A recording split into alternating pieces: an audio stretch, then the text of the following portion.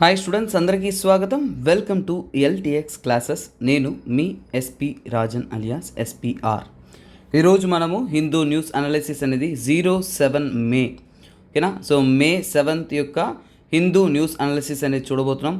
Hindu news అనాలిసిస్లో ఈ రోజు నుంచి మీ అందరికీ కూడా ఒక ఇంపార్టెంట్ గుడ్ అనౌన్స్మెంట్ అన్న ఏంటంటే, ఇక్కడ నుంచి హిందూ న్యూస్ అనాలిసిస్ అనేది మనం 1 hour రెస్ట్రిక్షన్ తీసేసి మీకు maximum article, so max.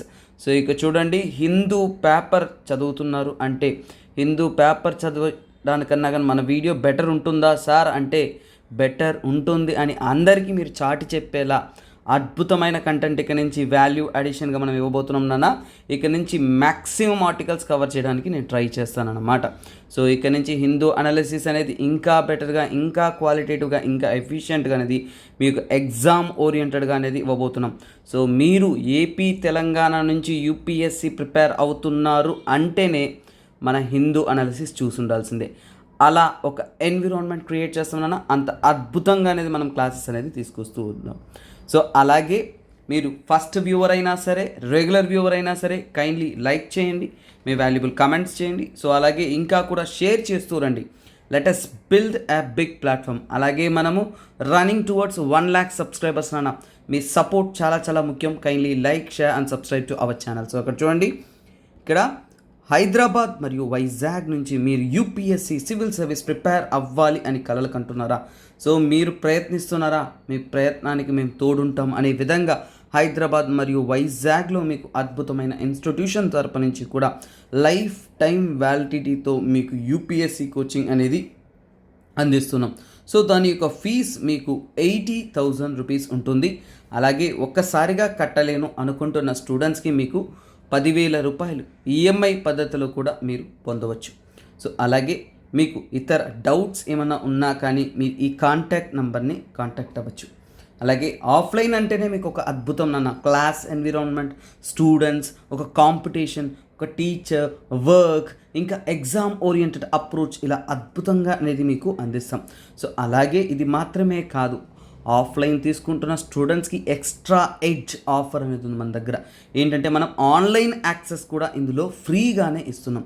So ఎక్కడా కూడా ఎచ్చటా కూడా ఇలా ఇవ్వరనన్నా కానీ మనము ఇక్కడ స్టూడెంట్ ఓరియంటెడ్గా ఇంకా అద్భుతమైన క్వాలిటేటివ్ కంటెంట్ ఇవ్వాలి కాబట్టి మనము అది మీకు అందిస్తున్నాం. సో అలాగే లేదు సార్, నేను ఇంటి వద్ద నుంచి ఆన్లైన్ కోచింగ్ ప్రిపేర్ అవుతాను సార్ అనుకుంటున్నారా? దానికి కూడా మీకు అద్భుతమైన అవకాశం నాన్న. 60,000 రూపీస్ మాత్రమే మీ యొక్క UPSC infinity complete course life time వ్యాలిడిటీతో. అలాగే మీరు ఈఎంఐ పద్ధతిలో కట్టుకోవాలనుకుంటున్నారంటే కూడా నెలసరి 5,000 చొప్పున కట్టుకుంటూ కూడా మీ యొక్క ప్రిపరేషన్ అనేది ప్రారంభించవచ్చు. అలాగే 15 మే అనేది డే గుర్తుపెట్టుకోండి. ఎందుకంటే తరువాత 16th మే నుంచి మీ యొక్క ఆన్లైన్ ఫీజ్ కూడా 10,000 రూపీస్ హైక్ అయ్యే అవకాశం ఉంది కాబట్టి so those who are dreaming. So అలాగే చాలామంది కాలేజెస్ నుంచి బయటకు వచ్చి ప్రిపేర్ అవ్వాలి, ఎక్కడ ప్రిపేర్ అవ్వాలి, ఢిల్లీకి వెళ్ళాలి, ఇక్కడికి వెళ్ళాలి, ఏం చేయాలి అనే ఒక డైలమో మైండ్ సెట్తో ఉన్నారు. సో ఎక్కడున్నా కానీ మీరు కష్టపడితేనే మీరు సక్సెస్ అవ్వగలరు. మీకు గైడెన్స్ కానీ ఇన్స్టిట్యూషన్స్ ఉంటాయి. ఆ గైడెన్స్ మీకు అర్థమయ్యే విధంగా క్వాలిటేటివ్గా తెలుగులో మనం ఇక్కడ ఏపీ తెలంగాణలో అద్భుతమైన కోచింగ్ అనేది ఇస్తూ ఉన్నాం. సో అలాగే సార్, ఒకసారి మీ యొక్క యూపీఎస్సి ఇన్ఫినిటీ ఎందుకు జాయిన్ అవ్వాలో చెప్పగలరా సార్? ఏముంటుంది సార్ అని అనిపిస్తుంది కదా. సో ఒక్కసారి చూడండి, యూపీఎస్సి ఇన్ఫినిటీ బ్యాచ్ జాయిన్ అయిన వారికి మనము ప్రిలిమ్స్ మరియు mains oriented complete exclusive classes ఉంటాయి. సీసాట్ ఉంటుంది, మీకు డైలీ కరెంట్ అఫైర్స్ ఇంక్లూడ్ అయి ఉంటుంది. తర్వాత prelims and mains oriented current affairs వస్తుంది. తర్వాత మీరు తీసుకున్నారు అంటే ఎన్సీఆర్టీ ఫౌండేషన్. సో 6th నుంచి 12th వరకు ప్రతి ఒక్క NCERT books line by line మీకు ఎక్స్ప్లెనేషన్ అనేది కంప్లీట్గా చేసి ఉంటాం. తర్వాత ప్రిలిమ్స్ టెస్ట్ సిరీస్ ఎగ్జామ్కి ముందు. సో చాలా వరకు స్టూడెంట్స్ అంతా కూడా సపరేట్గా మళ్ళీ కట్టాల్సి వస్తుంది. మన లైఫ్ టైం వ్యాలిడిటీ ఒకసారి తీసుకున్నారు అంటే ఇయర్ తీసుకున్నారంటే నెక్స్ట్ ఇయర్ టెస్ట్ బ్యాచ్ల కోసం చాలామంది పరిగెడుతూ ఉంటారు. అవంతా లేదన్నా మనకి ప్రిలిమ్స్ టెస్ట్ సిరీస్ అనేది ఫ్రీ. సో అలాగే చూడండి, డైలీ చూడండి మెయిన్స్ ఆన్సర్ రైటింగ్ కూడా మీకు ఫ్రీ. తర్వాత ఇవి మాత్రమే కాకుండా మీకు కాంప్లిమెంటరీగా ఏంటంటే మిగతా కాంపిటేటివ్ ఎగ్జామ్స్ పడుతున్నప్పుడు వాటికి అటెంప్ట్ చేయాలి, ట్రై చేయాలని మీరు డ్రీమ్ చేస్తుంటారు. వాటి సిలబస్ ఓరియంటెడ్ క్లాసులు ఉంటే బాగుంటాయి అంటారు. అందుకోసమే APSC group 1 group 2, TSPSC group 1 group 2, RBI grade B, IBPS, SSC, CGL, RRB, NTPC ఇవన్నీ కూడా మీకు ఎక్స్ట్రాగా ఫ్రీగానే ఈ ఇన్ఫినిటీలో అనేది ఇంక్లూడ్ అయి ఉంటుంది. సో మొత్తానికి మీరు కాంపిటేటివ్ ఎగ్జామ్ గవర్నమెంట్ జాబ్ అని డ్రీమ్ చేస్తున్నారు అంటే మీకు కేర్ ఆఫ్ అడ్రస్ ఎల్టీఎక్స్ క్లాసెస్గానే ఉంటుంది. So okay guys, so let's get in to the question of the day. So చూడండి, మొన్ననే బుద్ధ పూర్ణిమ అనేది సెలబ్రేట్ చేశారు. సో దానికైనా ఆన్సర్స్ మిమ్మల్ని కమెంట్ చేయమని చెప్పాను, with reference to the religious history of India. So ఇక్కడ చూడండి, ఇక్కడ రిలీజియస్ హిస్టరీ ఆఫ్ ఇండియా గురించి వాళ్ళు స్టేట్మెంట్స్ ఇచ్చి ఆ స్టేట్మెంట్స్ నుంచి ప్రశ్నలు అనేది అడిగారు. సో కొద్దిగా ఎప్పుడు కూడా బుద్ధిజం నుంచి, జైనిజం నుంచి, ఆ కాలం నుంచి ఏన్షియంట్ ఇండియాలో క్వశ్చన్లు ఎక్కువగా వస్తుంది కాబట్టి మీ అందరికీ ఎప్పుడు కూడా ఎంత డీటెయిల్స్ చదివితే అంత మంచిది. ఇక్కడ గుర్తుపెట్టుకోండి, ఐవీసీ, బుద్ధిజం, అలాగే జైనిజం ఇవి ఎవర్ గ్రీన్ క్వశ్చన్స్. ఎప్పుడు కూడా ఒక సంవత్సరం అడగకపోయినా కానీ ఇంకో సంవత్సరం అడిగే అవకాశాలు చాలా ఎక్కువ. సో అలా ఉంటున్నప్పుడు వాటిని మీరు ఎక్స్ట్రా ఎడ్జ్తో ప్రిపేర్ అవ్వాలి. సో వాటి గురించి డీటెయిల్గానే చదవండి. సో ఈ క్వశ్చన్కైనా ఆన్సర్ మనం చూద్దాం. సో ఇక్కడ చూడండి ఏం స్టేట్మెంట్ ఇచ్చారు, స్థావిరవాదీన్స్ బిలాంగ్స్ టు మహాయాన బుద్ధిజం అనే స్టేట్మెంట్స్. ఓకేనా. సో తర్వాత లోకోత్తరవాదీన్ సెక్ట్ అనేది మహాసాంఘిక సెక్ట్ నుంచి, బుద్ధిజంలో మహాసాంఘిక నుంచి కూడా ఆఫ్ షూట్ నుంచి, అందులో నుంచి ఒక భాగంగా వచ్చిందని చెప్తున్నారు. తర్వాత డీఫికేషన్ అంటే ఏంటంటేనన్నా, సో దేవుళ్ళ డీఫికేషన్ ఆఫ్ బుద్ధ అంటే బుద్ధాని కొంతమంది ఫాలోవర్స్ టీచర్స్గా భావిస్తారు, ప్రీచర్గా భావిస్తారు, గురువుగా భావిస్తారు. కొంతమంది అన్నిటికన్నా కానీ సుప్రీం గాడ్గానే భావిస్తారు. అంటే అందులో ఉంటున్న డిఫరెంట్ బుద్ధిజం సెక్ట్లో ఒక్కొక్కలా భావిస్తూ ఉంటారు. కాకపోతే ఇక్కడ డీఫికేషన్ ఆఫ్ బుద్ధ అంటే దేవుని రూపంలో అన్నిటికన్నా ఉన్నతమైన స్థానంలో ఈ యొక్క బుద్ధాన్ని చూస్తున్నవారు మహాసాంఘికాస్ అని చెప్తున్నారు. వారు మహాయాన బుద్ధిజంకి చెందినవారని చెప్తున్నారు. సో ఇది స్టేట్మెంట్. సో ఇక్కడ డైరెక్ట్గా మనకు తెలియాల్సింది ఏంటంటే స్థావిరవాదిన్స్. ఓకేనా, స్థావిరవాదాస్ అంటారు. ఓకేనా, స్థావిరవాదిన్స్ అంటారు. సో వీరు ఏంటంటేనన్నా, వీరు చెందిన తెరవాడ బుద్ధిజం. ఓకేనా, తెరవాడ బుద్ధిజంకి చెందినవారు ఈ యొక్క స్థావిరవాదులు. మహాయాన బుద్ధిజంకి కాదు. ఎప్పుడైతే ఈ స్టేట్మెంట్ తప్పైపోతుందో I can eliminate my options. So ఇప్పుడు ఏంటంటే 2, 3 అండ్ 3 అంటే నాకు ఇప్పుడు ఈ యొక్క డీఫికేషన్ ఆఫ్ బుద్ధ అనేది మహాయాన బుద్ధిజం అనేది నాకు ఈ స్టేట్మెంట్ తెలిసినా తెలియకపోయినా కరెక్ట్ అని చెప్తాను. ఎందుకంటే ఇక్కడ థర్డ్ ఆప్షన్ రెండిట్లో ఉంది కాబట్టి దిస్ ఇస్ కరెక్ట్. సో ఇప్పుడు నేను వెరిఫై చేయాల్సింది ఏంటి, సెకండ్ స్టేట్మెంట్ కరెక్టా కాదా అనేది నేను వెరిఫై చేస్తే నాకు తెలిసిపోతుంది అనమాట. సో ఇది లోకోత్తరవాదీన్ సెక్ట్. సో యాక్చువల్గా ఏంటంటే లోకోత్తరవాద అంటారు, లోకోత్తరవాదీన్ అంటారు. సో వీరేంటంటేనన్నా one of the earliest Buddhist school. So వీరంతా కూడా ఏంటంటేనా ఎర్లియస్ట్ బుద్ధిస్ట్ స్కూల్ అంటే, సో బుద్ధిస్ట్ ఫిలాసఫీస్ అనేది కాలంతో పాటు పలు సెక్షన్స్గా అనేది విడిపోయింది. సో అందులో స్టార్టింగ్ బిలీవ్ అయిన ఒక స్కూలే ఈ యొక్క లోకోత్తరవాద. సో ఇది ఎక్కడి నుంచి వచ్చిందంటేనన్నా, ఈ యొక్క లోకోత్తరవాద స్కూల్ కానీ వాటి యొక్క డేటాస్ కానీ అవన్నీ కూడా కంపైల్ చేసిన వ్యక్తిని ఏమంటారంటే భావిక అంటారు. ఓకేనా, భావివేక అంటారు. సో ఆయనే ఇవన్నీ కూడా అన్నీ కూడా కంపైల్ చేశారు. ఓకేనా. సో అలాగే దీనికి చెందిన వ్యక్తి ఇంకొకరు ఉన్నారు, మహాసాంఘిక సెక్ట్ గురించి అన్నీ కూడా కంపైల్ చేసిన వ్యక్తి ఎవరంటే వినీత దేవ. ఎవరంటారు, వినీత దేవ అంటారు. సో ఇవన్నీ కూడా సో చూడండి, ఈ లోకోత్తరవాద అనేది మహాసాంఘిక సెక్ట్ నుంచే ఒక ఆఫ్ షూట్గా అనేది వచ్చింది. సో అందువల్ల ఈ statement correct when second statement correct అయినప్పుడు, ఫస్ట్ స్టేట్మెంట్ తప్పైనప్పుడు. సో ఆప్షన్స్ ఏముంది, ఆప్షన్ 2 ఓన్లీ. సో అలాగే ఈ స్టేట్మెంట్ కూడా కరెక్టేనా, డీఫికేషన్ అంటే బుద్ధాని అన్నిటికన్నా సుప్రీం అథారిటీగా మహాయాన బుద్ధిజంలో మహాసాంఘికాస్ అనేది గట్టిగా నమ్మేవారు. సరే, ఇంత దూరం చెప్పిన తర్వాత అట్లీస్ట్ బేసిక్స్ బుద్ధిజం గురించి, ఈ స్కూల్స్ ఆఫ్ బుద్ధిజం ఏంటో చెప్పకపోతే బాగుంటుంది కదా. సో ముఖ్యంగా 3 ముఖ్యమైన స్కూల్స్ ఉంటుందన్న. అందులో మహాయాన ప్రముఖమైనది, అన్నిటికన్నా కానీ ముఖ్యమైనది మహాయాన గురించి కొన్ని పాయింట్లు చెప్తాను, తెలుసుకోండి. సో మహాయాన అనే దానికి పదం ఏంటంటే సాంస్క్రిట్లో. సో ఈ పదం అనేది సాంస్క్రిట్ నుంచి పుట్టింది. సాంస్క్రిట్లో మహాయాన, మహా అంటే గ్రేట్ కదనన్న. సో అందువల్ల గ్రేట్ వెహికల్ అని. సో గుర్తుపెట్టుకొని మహాయాన అంటే వారు గ్రేట్ వెహికల్ అనేది చెప్తారు. సో అలాగే ఏంటంటేనా వారంతా కూడా హెవెన్లీనెస్ అంటే అన్నిటికన్నా కానీ స్వర్గరూపుడు దేవుడు అనేది నమ్మేవారు. హెవెన్లీనెస్ ఆఫ్ బుద్ధ వచ్చేసి అన్నిటికన్నా కానీ సుప్రీం అథారిటీ, అన్ని దేవుళ్ళ కన్నా కానీ గొప్ప దేవుడు అనేది గట్టిగా నమ్మేవారు. అలాగే వారంతా కూడా మహాయానలో ఐడల్ వర్షిప్ అంటే బుద్ధాకు వచ్చేసి ఒక రూపాన్ని ఇచ్చి ఆ యొక్క వర్షిప్ అనేది ఫాలో అయ్యేవారు మన మహాయాన. తరువాత మహాయాన తీసుకోవాలి అంటేనన్నా మహాయాన వచ్చేసి బోధిసత్వాస్. ఓకేనా, మహాయానలో బోధిసత్వాలు అనేవారు ఉన్నారు. సో అంటే బుద్ధ తర్వాత వారిని ప్రముఖులుగా అనేది వారు గుర్తిస్తారు. సరే, ఈ మహాయాన బుద్ధిజం అనేది ఏ ప్రాంతాల్లో ఎక్కువగా స్ప్రెడ్ అయింది అనేది మనం తెలుసుకోవాలి. ఎక్కువగా ఈ మహాయాన బుద్ధిజం స్కూల్ అనేది, ఈ బుద్ధిస్ట్ స్కూల్ అనేది చైనాలో, అలాగే కొరియాలో, తర్వాత నేపాల్. ఓకేనా, నేపాల్ ఇంకా కొన్ని. ఓకేనా, సో నేపాల్ కూడా చెప్పలేము, బట్ కొన్ని అటువైపు అంటే కొద్దిగా నార్థన్ సైడ్లో చెప్పాలంటే జపాన్ కానీ టిబెట్ కానీ, నేపాల్ అంటే నార్థన్ సైడ్ ఆఫ్ నేపాల్ అంటాం, అంటే క్లోజ్ టు టిబెట్ ఆ రీజియన్స్లో, ఈ ప్రాంతాల్లో ఎక్కువగా అనేది మహాయాన ట్రెడిషన్ అనేది ఫేమస్ అయింది. తర్వాత ఇప్పుడు మనం తెలుసుకోవాల్సింది ఇంకొక స్కూల్, హీనయానా స్కూల్. ఓకేనా, హీనయానా స్కూల్ అంటారు. బుద్ధిజంలో హీనయానా స్కూల్ అనేది ఎక్కడి నుంచి అంటేనన్నా ఇవంతా కూడా ఒరిజినల్ టీచింగ్. ఓకేనా, original teaching of Buddha. Original teaching of Buddha అంటే వారందరూ కూడా ఒరిజినల్ టీచింగ్ ఆఫ్ బుద్ధ నమ్మిన వాళ్ళంతా కూడా బుద్ధాన్ని దేవుడి కంటే కూడా ఒక గురువులా చూసేవాళ్ళు. ఓకేనా, సో అలాగే ఏంటంటేనన్నా వారు నాట్ బిలీవ్డ్ ఇన్. ఓకేనా, not believed in Idol worship. So not believed in Idol worship అంటే బుద్ధాని ఒక విగ్రహ రూపంలో అనేది వర్షిప్ అనేది చేయరనమాట.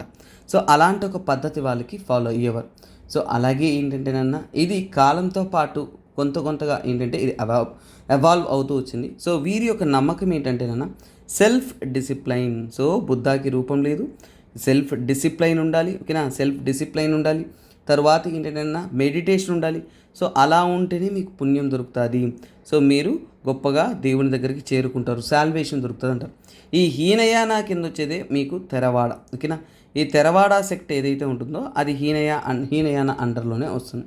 So this is part of. ఓకేనా, సో ఇది ఏంటంటే హీనయానంలో ఒక పార్ట్.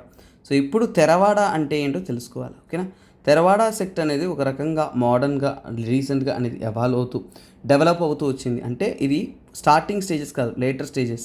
11th సెంచరీ ఆ టైంలో ఇది చాలా వరకు ట్రెండింగ్ అయ్యింది. అది ఎక్కడంటే మ్యాన్మార్. సో మీరు బాగా చూడొచ్చు, మ్యాన్మార్ ప్రాంతం నుంచి సౌత్ ఈస్ట్ ఏషియాలో, తర్వాత కంబోడియా. సో మీరు ఇక్కడ ఏ ప్రాంతంలో ఎలాంటి బుద్ధిజం ఫేమస్ ఉందనేది కూడా మీరు గుర్తుపెట్టుకోవడం అనేది ఉన్నతమైన నిర్ణయంగా అనేది ఉంటుంది. చాలా వరకు ఏంటంటే సౌత్ ఈస్ట్ ఏషియన్ కంట్రీస్లో ఎక్కువగా అనేది ఇది నమ్మబడుతూ ఉంటుంది. సో అలాగే ఏంటంటే వీరి యొక్క ఫిలాసఫీ కూడా చాలా వరకు ఏంటంటే మెడిటేషన్ ఇలాంటివి ఫిలాసఫీస్గా అనేది ఉంటుంది. సో యాక్చువల్గా బుద్ధిజం అనేది మీకు ఒక 1 hour పైన క్లాస్ పడుతుంది. సో అక్కడ మరింత డీటెయిల్స్ అనేది మీకు ఇస్తారు. సో ఓవర్వ్యూగా ఏంటంటే ఎగ్జామ్ పాయింట్ ఆఫ్ వ్యూలో వాట్ ఈస్ రిక్వైర్డ్ అనేది మనం చెప్తున్నాం. సో ప్రీవియస్ ఇయర్ క్వశ్చన్స్ కూడా ఈ విధంగా మనం అద్భుతంగా అనలైజ్ చేస్తున్నప్పుడు the exam will be very very very easier for your understanding. ఓకేనా, సో అలాగే సో ఇక్కడ నేను న్యూస్ కవర్ చేయడానికి డైరెక్ట్గా ఇంగ్లాండ్కి వెళ్ళానన్నమాట. ఏం న్యూస్ సార్ అంటే చూద్దామా. ఓకే స్టూడెంట్స్, సో ఇక్కడ చూసారంటే Charles III crown Regal ceremony. So ఇక్కడ చార్లెస్ IIIకి వచ్చేసి క్రౌనింగ్ సెరమనీ అనేది జరిగింది. సో ఇక్కడ మన ఇండియా తరపు నుంచి కూడా ఏంటంటే మన వైస్ ప్రెసిడెంట్ గారు వెళ్ళారు సెరమనీకి. కాకపోతే అక్కడ Rishi Sunak, so first Hindu to read the Bible. So ఈ యొక్క సో కాల్డ్ సెరమనీలో మొట్టమొదటి హిందూగా వచ్చేసి రిషి సునక్ వచ్చేసి దాంట్లో బైబిల్ రెసైట్స్ అనేది రీడ్ చేస్తారనమాట. ఫస్ట్ ఆఫ్ ఆల్ మనము చాలా విషయాలు దీంట్లో నుంచి డీటెయిల్గా అనేది తెలుసుకోవాలి. సో ఓకేనా, సో ఈ యొక్క బ్రిటిష్ మోనార్కీ ఇది ఇంటర్నేషనల్ రిలేషన్స్లో వస్తున్న కాన్సెప్ట్స్ మీకు ఇంపార్టెంట్, ప్రిలిమ్స్ లెవెల్లో కూడా ఇంపార్టెంట్. సో ఇక చూడండి, నాకు అనిపిస్తున్న విషయం ఒకటి చెప్తా చూడండి. బ్రిటిష్ మోనార్కీ మనము ఎంతో అడ్వాన్స్డ్ అంటాను. చాలామంది వెస్టర్న్ సొసైటీ అక్కడి నుంచి నేర్చుకోవాలంటారే, కానీ మీకు తెలుసా చోళులే మన ఇండియాలో లోకల్ సెల్ఫ్ గవర్నమెంట్ తెచ్చారు. సో చాలా వరకు మన ఇండియా అనేది ఎంతో అడ్వాన్స్డ్గా అనేది ఉంది. కాకపోతే చూడండి, ఈరోజు మనం డెమోక్రసీని ఫాలో అవుతున్నాం, కానీ ఇంకా కూడా వాళ్ళు ఆ మొనార్కీ అనేది ఇంకా ఆ యొక్క ఓకేనా మన ఇండియాతో మూఢనమ్మకాలు ఇవన్నీ అంటారు కదా. సో వాళ్ళు వీలైతే ఇలాంటి విషయాలను తీసేయగలరా అనుకుని చూడండి. నో, ప్రతి ఒక్కరికి ఒక బిలీఫ్స్ ఉంటాయి. సో దాన్ని ఇంకొకరు హేళన చేస్తూ మూఢనమ్మకాలుగా చెప్తారు. But we need to value every once beliefs. ఇది జస్ట్ నా ప్రాస్పెక్టివ్, ఒకసారి చెప్తున్నాను అంతే. సో పక్కన పెట్టండి. సో ఇక్కడ బ్రిటిష్ మోనార్కీ వచ్చేసి ఎన్నో మోనార్కీ, ఎవరు కొత్తగా అపాయింట్ అయింది ఎవరంటే కింగ్ చార్లెస్. ఎవరు మోనార్క్ అయ్యారు? King Charles III.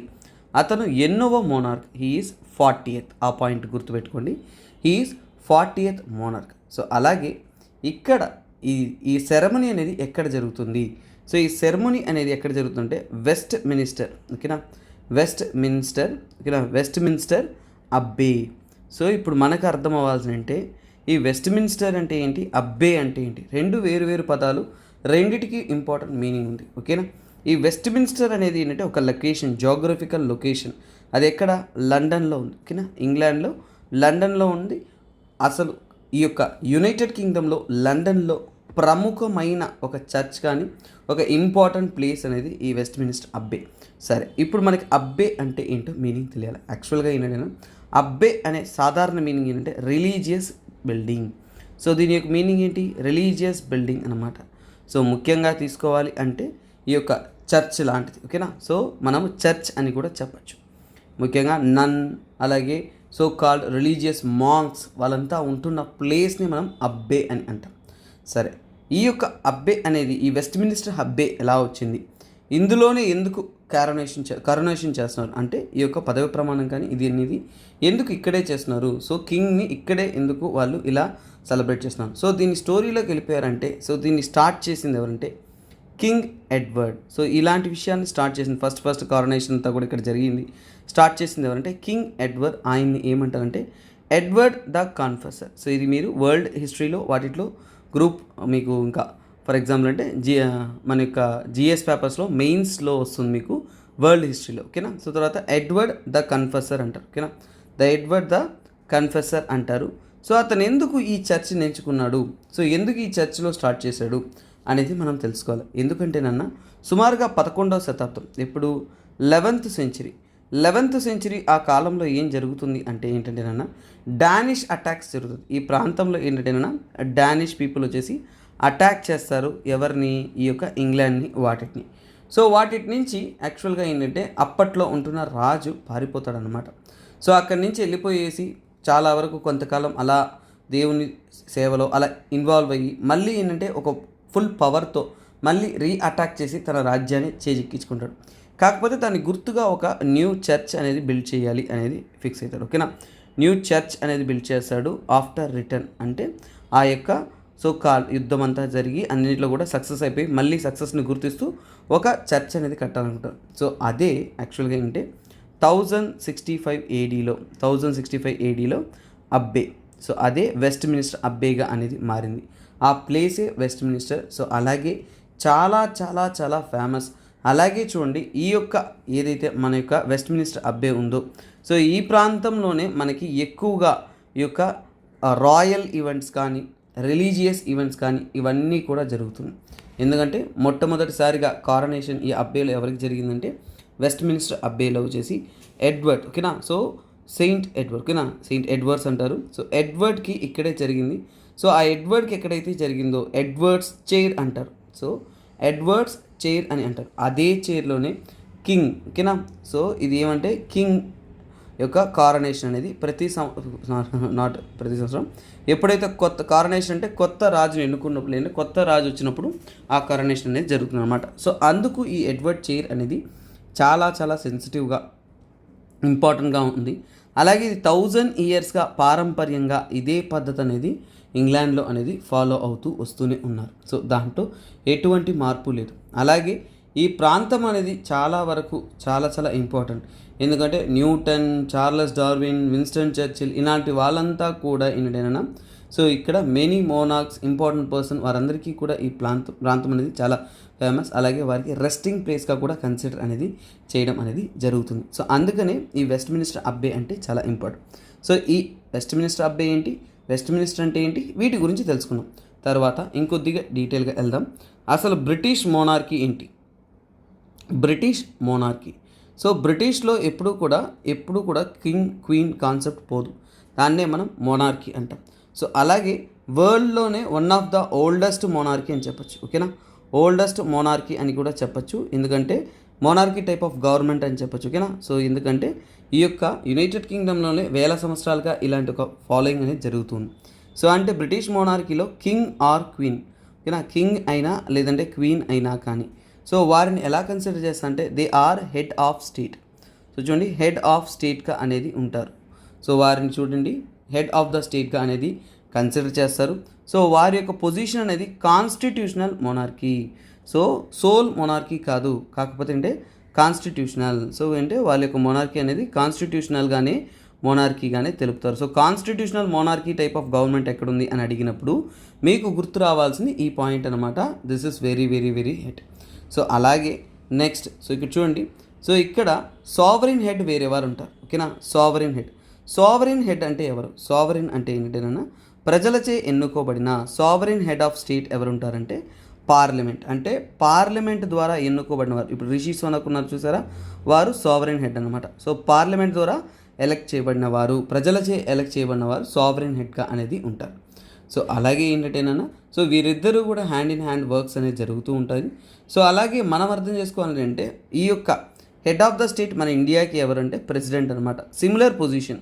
సో అక్కడ ఉంటున్న కాన్స్టిట్యూషనల్ మోనార్కీ మనకింటున్న ప్రెసిడెంట్ అనేవారు ఏంటంటేనా సిమిలర్ పొజిషన్లోనే ఉంటుంది. కాకపోతే ఏంటంటేనా వాళ్ళకంటూ వేల సంవత్సరాలుగా కొన్ని డ్యూటీస్ అనేది ఉన్నాయి.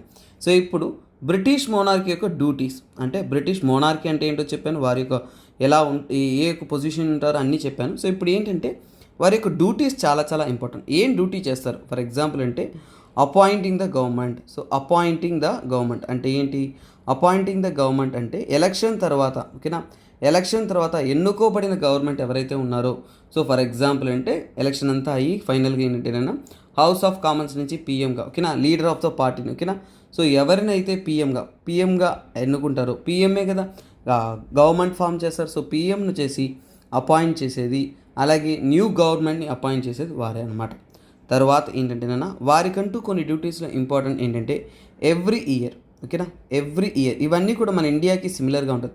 ఎవ్రీ ఇయర్ కూడా ఏంటంటేనా సో ఓపెన్స్ అ పార్లమెంట్ అంటే ఓపెన్స్ అంటే గేట్ తీయడం కాదు, ఓకేనా.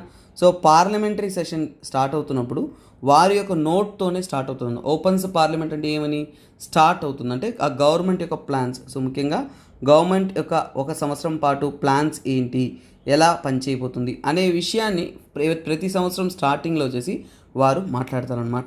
తర్వాత బిఫోర్ ఎలక్షన్, సో చూడండి బిఫోర్ జనరల్ ఎలక్షన్ అనేది ఎప్పుడూ కూడా పార్లమెంట్ అనేది డిసాల్వ్ చేసేసేయాలి.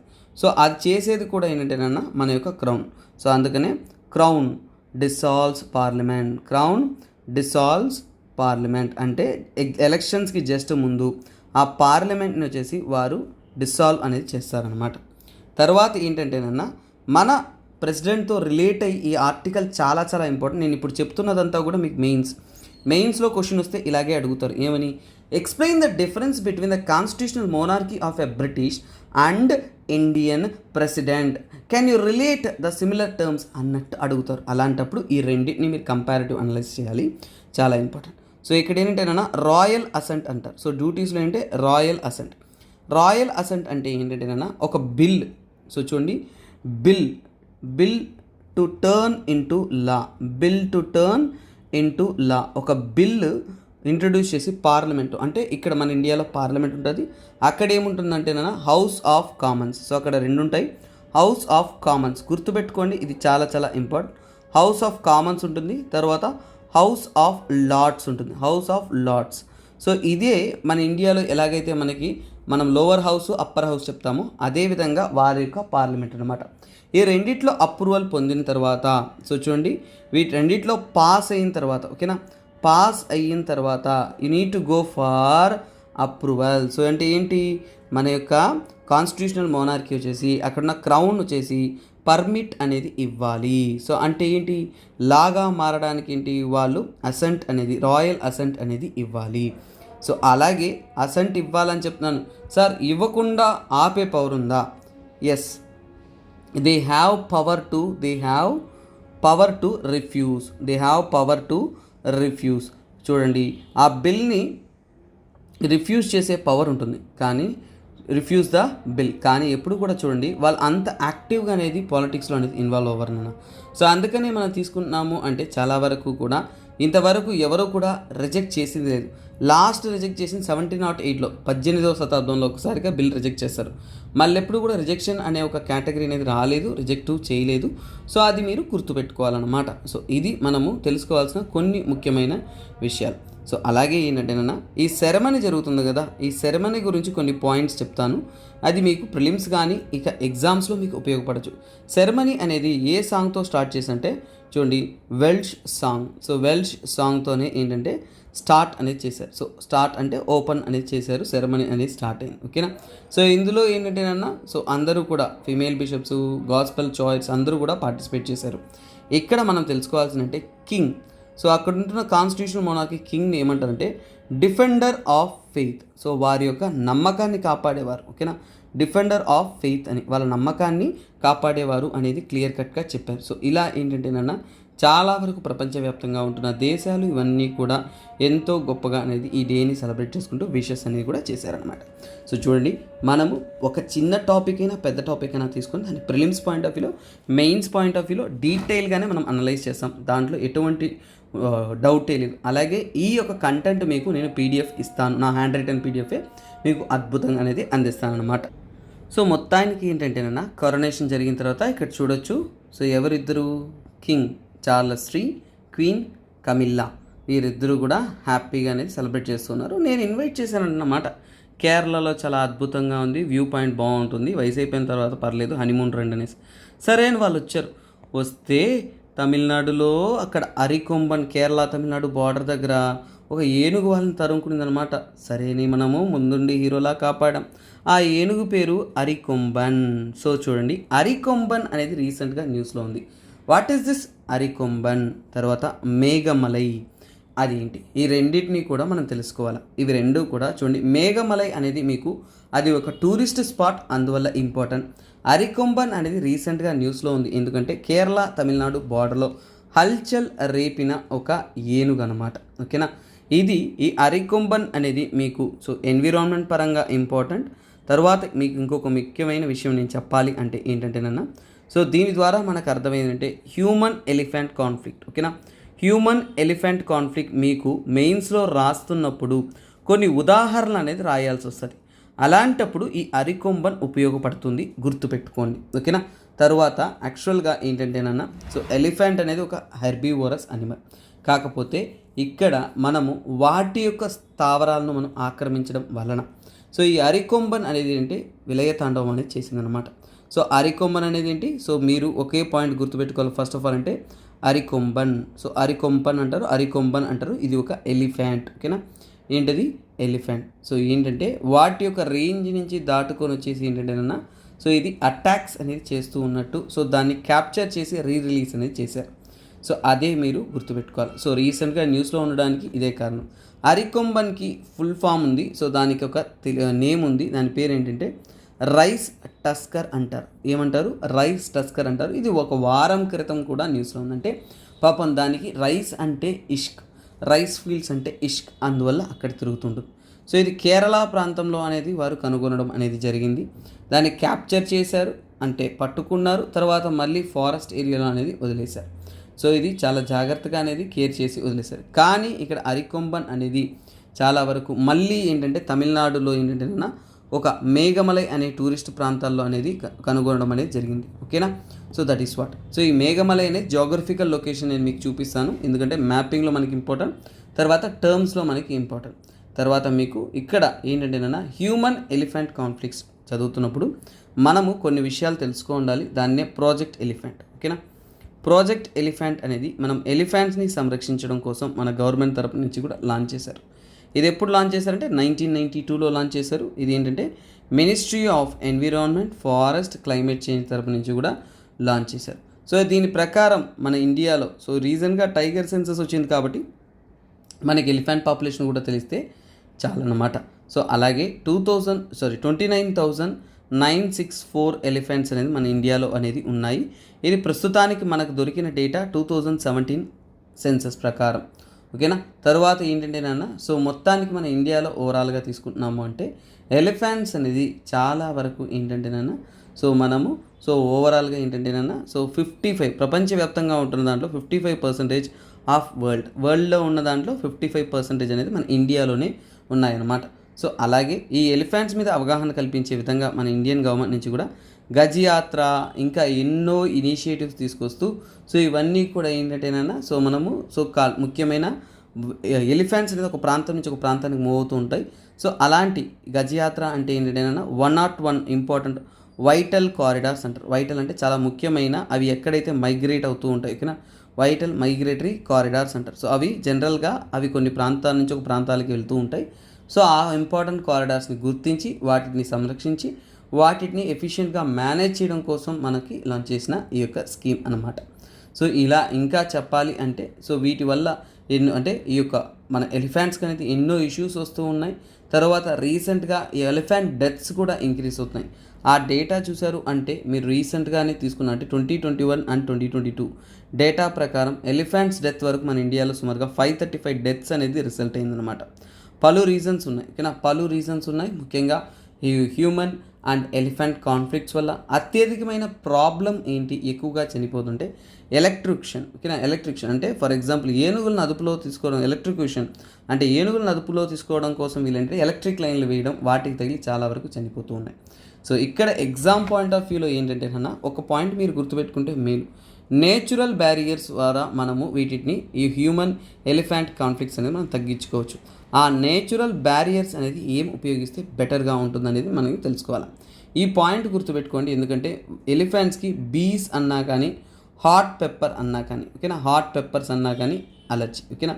సో ఈ బీస్ హాట్ పెప్పర్ ఇలాంటి వాటికి ఏంటంటేనన్నా అవి కొద్దిగా దూరంగానే ఉంటుంది, చిల్లీ పెప్పర్ వాటికి.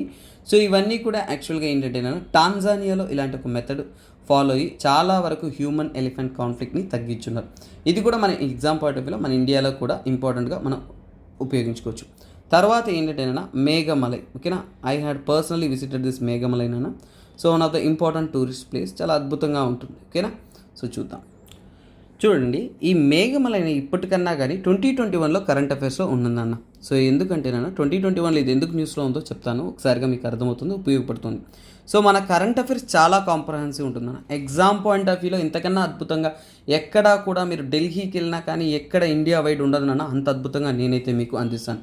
ఎప్పుడూ కూడా మీకు సబ్జెక్ట్ క్వాలిటీ అందించడంలో కూడా ఇంకా లాస్ట్ 2 years కరెంట్ అఫైర్స్ కూడా అనలైజ్ చేసి మీకు ఒక కంటెంట్ ఇస్తాను. అలా ఈ మేఘమలై యొక్క ఇంపార్టెన్స్ తీసుకొచ్చానంటే తమిళనాడులో ఉంటున్న ఒక ప్రాంతం ఓకేనా. ఐ విల్ షో దట్ తమిళనాడులో ఉంటున్న ప్రాంతం ఎక్కడైనా మ్యాప్ చూపిస్తాను. తర్వాత ఏంటంటే ఎందుకంటే మ్యాప్స్లో కూడా ఇంపార్టెంట్, నేను 2 సంవత్సరాలు 2021లో న్యూస్లో ఉంది, టైగర్ రిజర్వ్గా న్యూస్ ఉంది, ఎలిఫెంట్ కాన్ఫ్లిక్ట్లో న్యూస్గా ఉంది. ఇలా 3 పాయింట్లో న్యూస్లో ఉన్నప్పుడు మనం చాలా ఇంపార్టెంట్గా దాన్ని కాన్సన్ట్రేట్ చేయాలి. అలా చదివినప్పుడే దాన్ని గుర్తుపెట్టుకోగలం. సో ఎస్ గైస్, సో ఇక్కడ చూసుకుందామా. సో ఇది చూడండి తమిళనాడు ప్రాంతంలో ఉంది. అలాగే ఇది ఏంటంటే వైగై రివర్ యొక్క catchment area, Vaigai catchment area. Vaigai catchment అంటే వైగై రివర్ అనేది మదురై నుంచి పోతున్న ఒక ఇంపార్టెంట్ రివర్. తమిళనాడులో కావేరి తర్వాత కొద్దిగా ప్రముఖమైన రివర్ ఏదైనా ఉందంటే అది వైగై అనమాట. సో మదురై మీద నుంచి ఈ రివర్ అనేది వెళుతుంది, చాలా చాలా ఫేమస్. సో అలాగే ఈ వైగై క్యాచ్మెంట్ ఏరియా అంటే ఈ వైగై నదికి వస్తున్న నీటిపారుదల ప్రాంతాల నుంచి కూడా ఈ యొక్క మేఘమలై అనేది లొకేట్ అయింది. ఇది one of the tourist spot నాన్న. సో టూరిస్ట్ స్పాట్స్ ఇది చాలా వరకు. సో తర్వాత ఏంటంటేనన్నా ఎందుకు న్యూస్లో ఉంది 2021లో ఏంటంటేనన్నా శ్రీవిల్లిపుత్తూరు ఓకేనా. శ్రీవిల్లిపుత్తూరు మరియు మేఘమలై, శ్రీవిల్లిపుత్తూరు మరియు మేఘమలై ఈ యొక్క కారిడార్ ఏదైతే ఉంటుందో ఈ ప్రాంతాన్ని ఏంటంటేనన్నా కొత్తగా వచ్చేసి టైగర్ రిజర్వ్గా అనేది అనౌన్స్ చేశారు. రీసెంట్గానే దీన్ని టైగర్ రిజర్వ్గా అనేది అనౌన్స్ చేశారు. సో టైగర్ రిజర్వ్ పరంగా కూడా మీకు exam point of view important కాబట్టి ఇది మీకు ఉపయోగపడుతుంది. ఎందుకంటేనన్నా దీన్ని 51st టైగర్ రిజర్వ్గా, 51st అంటే 51వ టైగర్ రిజర్వ్గా అనేది అనౌన్స్ చేశారు. అందుకే ఇది చాలా చాలా ప్రముఖం. సో అలాగే మ్యాప్ చూపిస్తా అన్నాను కాబట్టి అది కూడా మీకు చూపిస్తాను.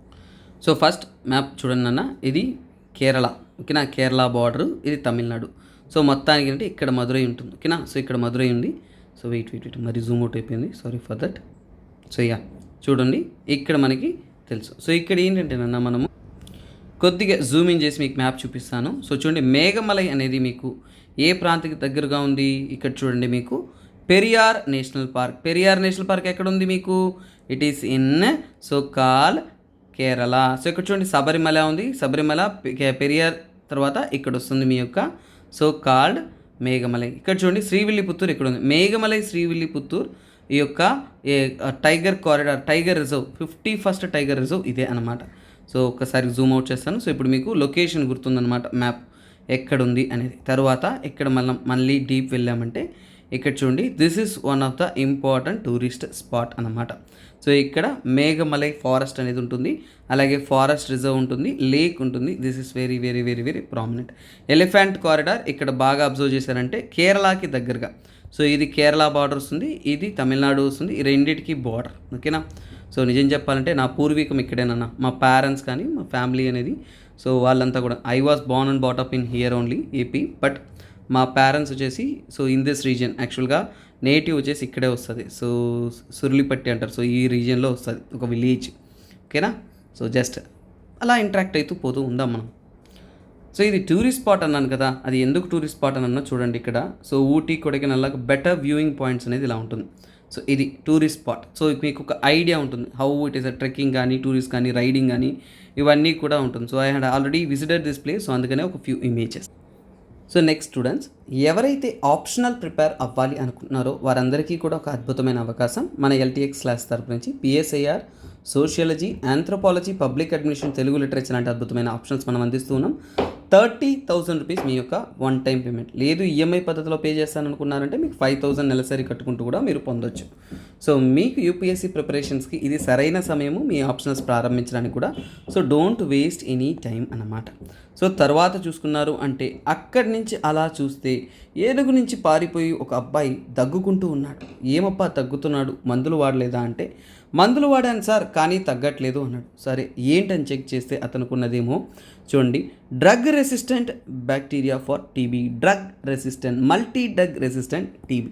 సో ఫస్ట్ ఆఫ్ ఆల్ మనకేం తెలియాలి అంటే, ఫస్ట్ ఆఫ్ ఆల్ ఇది ఏంటంటేనన్నా మీకు గవర్నెన్స్లో కానీ, హెల్త్ గవర్నెన్స్లో కానీ వాటిలో వస్తుంది, డిసీజెస్ కేటగిరీలో కూడా వస్తుంది. ఓకేనా. సో ఇక్కడ మనం చూడబోయే టాపిక్ అంటే ట్యూబర్కులోసిస్. దేని గురించి చూడబోతున్నాం? ట్యూబర్కులోసిస్. ఓకేనా. ట్యూబర్కులోసిస్ గురించి చూస్తున్నాం. So let us understand this one. ఓకేనా. సో ట్యూబర్కులోసిస్ అంటే ఏంటి, సో దేని వల్ల వస్తుంది? ఇది యాక్చువల్గా ఈ డిసీజ్ అనేది బ్యాక్టీరియా వల్ల వస్తుంది. ఓకేనా. బ్యాక్టీరియా వల్ల వస్తుంది. ఆ బ్యాక్టీరియా పేరే మైసోబ్యాక్టీరియం. మైసోబ్యాక్టీరియం అని అంటారు. సో మైసోబ్యాక్టీరియం వలన వస్తుందన్నమాట.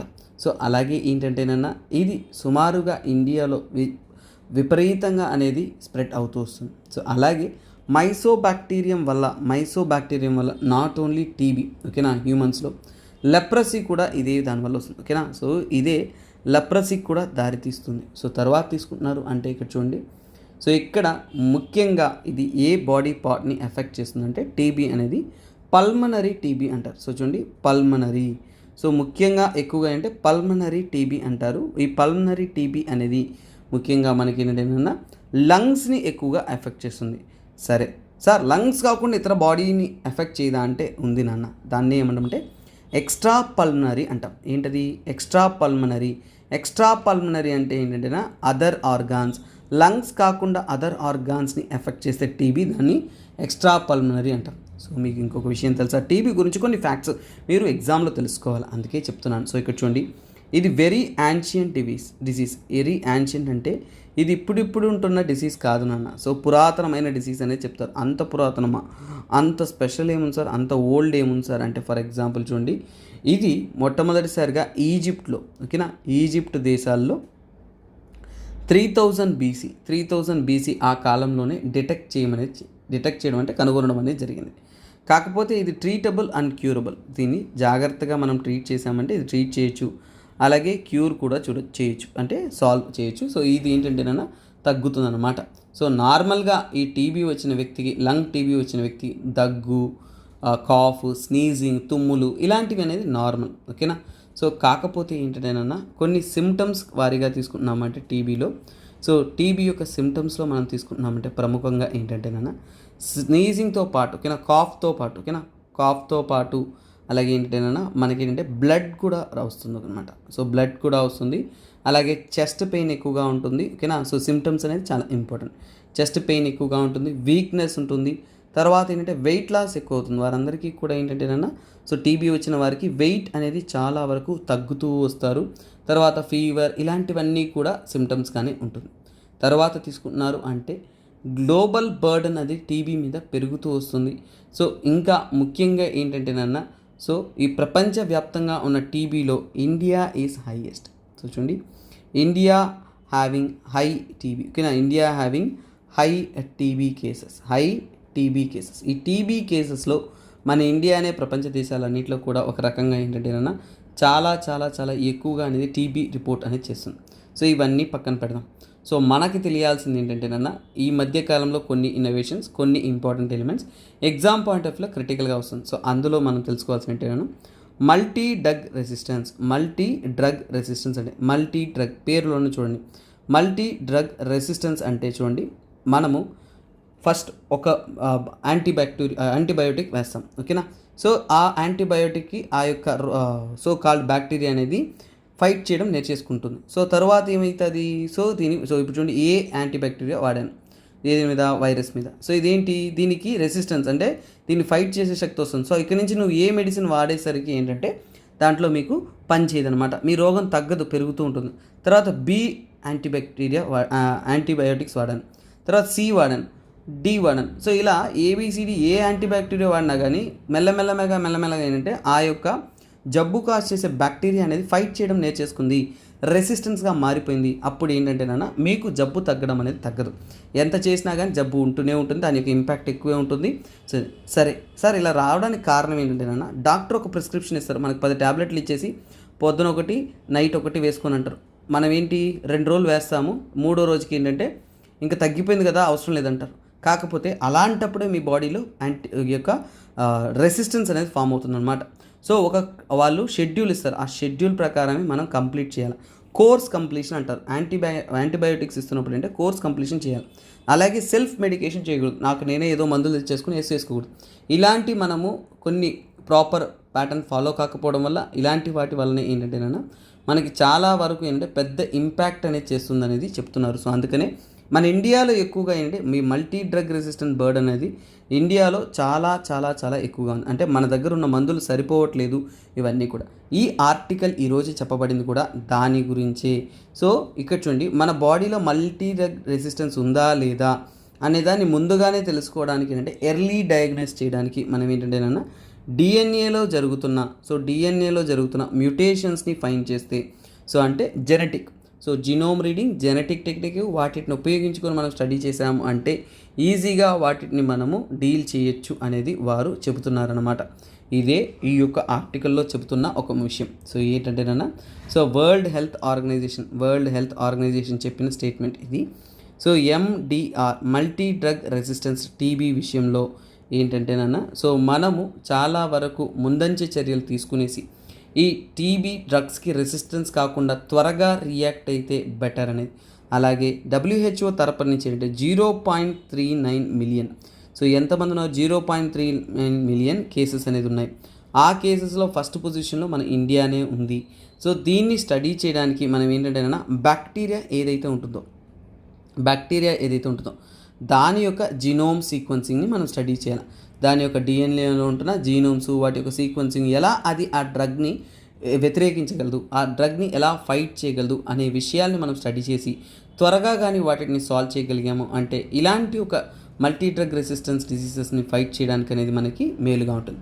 సో ఇండియా తరపు నుంచి ఇలాంటి వాటి మీద ఫంక్షన్ చేయడానికి మనకందరికీ తెలిసిందే CSIR, ఓకేనా. CSIRలో నుంచి కూడా ఒక సపరేట్ ల్యాబొరేటరీ అనేది రన్ అవుతుంది. దాన్నే మనం ఏమంటే CSIR centre for cellular and molecular biology. So cellular and molecular biology. So వారే ఏంటంటే వీటి మీద అనేది స్టడీ చేసి రీసెంట్గా అనేది రిపోర్ట్స్ అనేది చేశారు. సో ఇక్కడ నుంచి ఏంటంటే మనము జినోమ్ టెక్నాలజీ అనేది ఈ డిసీజెస్ని హ్యాండిల్ చేయడానికి కూడా ఉపయోగపడుతుంది అనేది మీరు గుర్తుపెట్టుకోవాలి. ఎందుకంటే ఇక్కడ గుర్తుపెట్టుకోండి, ఈ జినోమ్ సీక్వెన్సింగ్ అనేది ఒక బ్రాడర్ ఎలిమెంట్.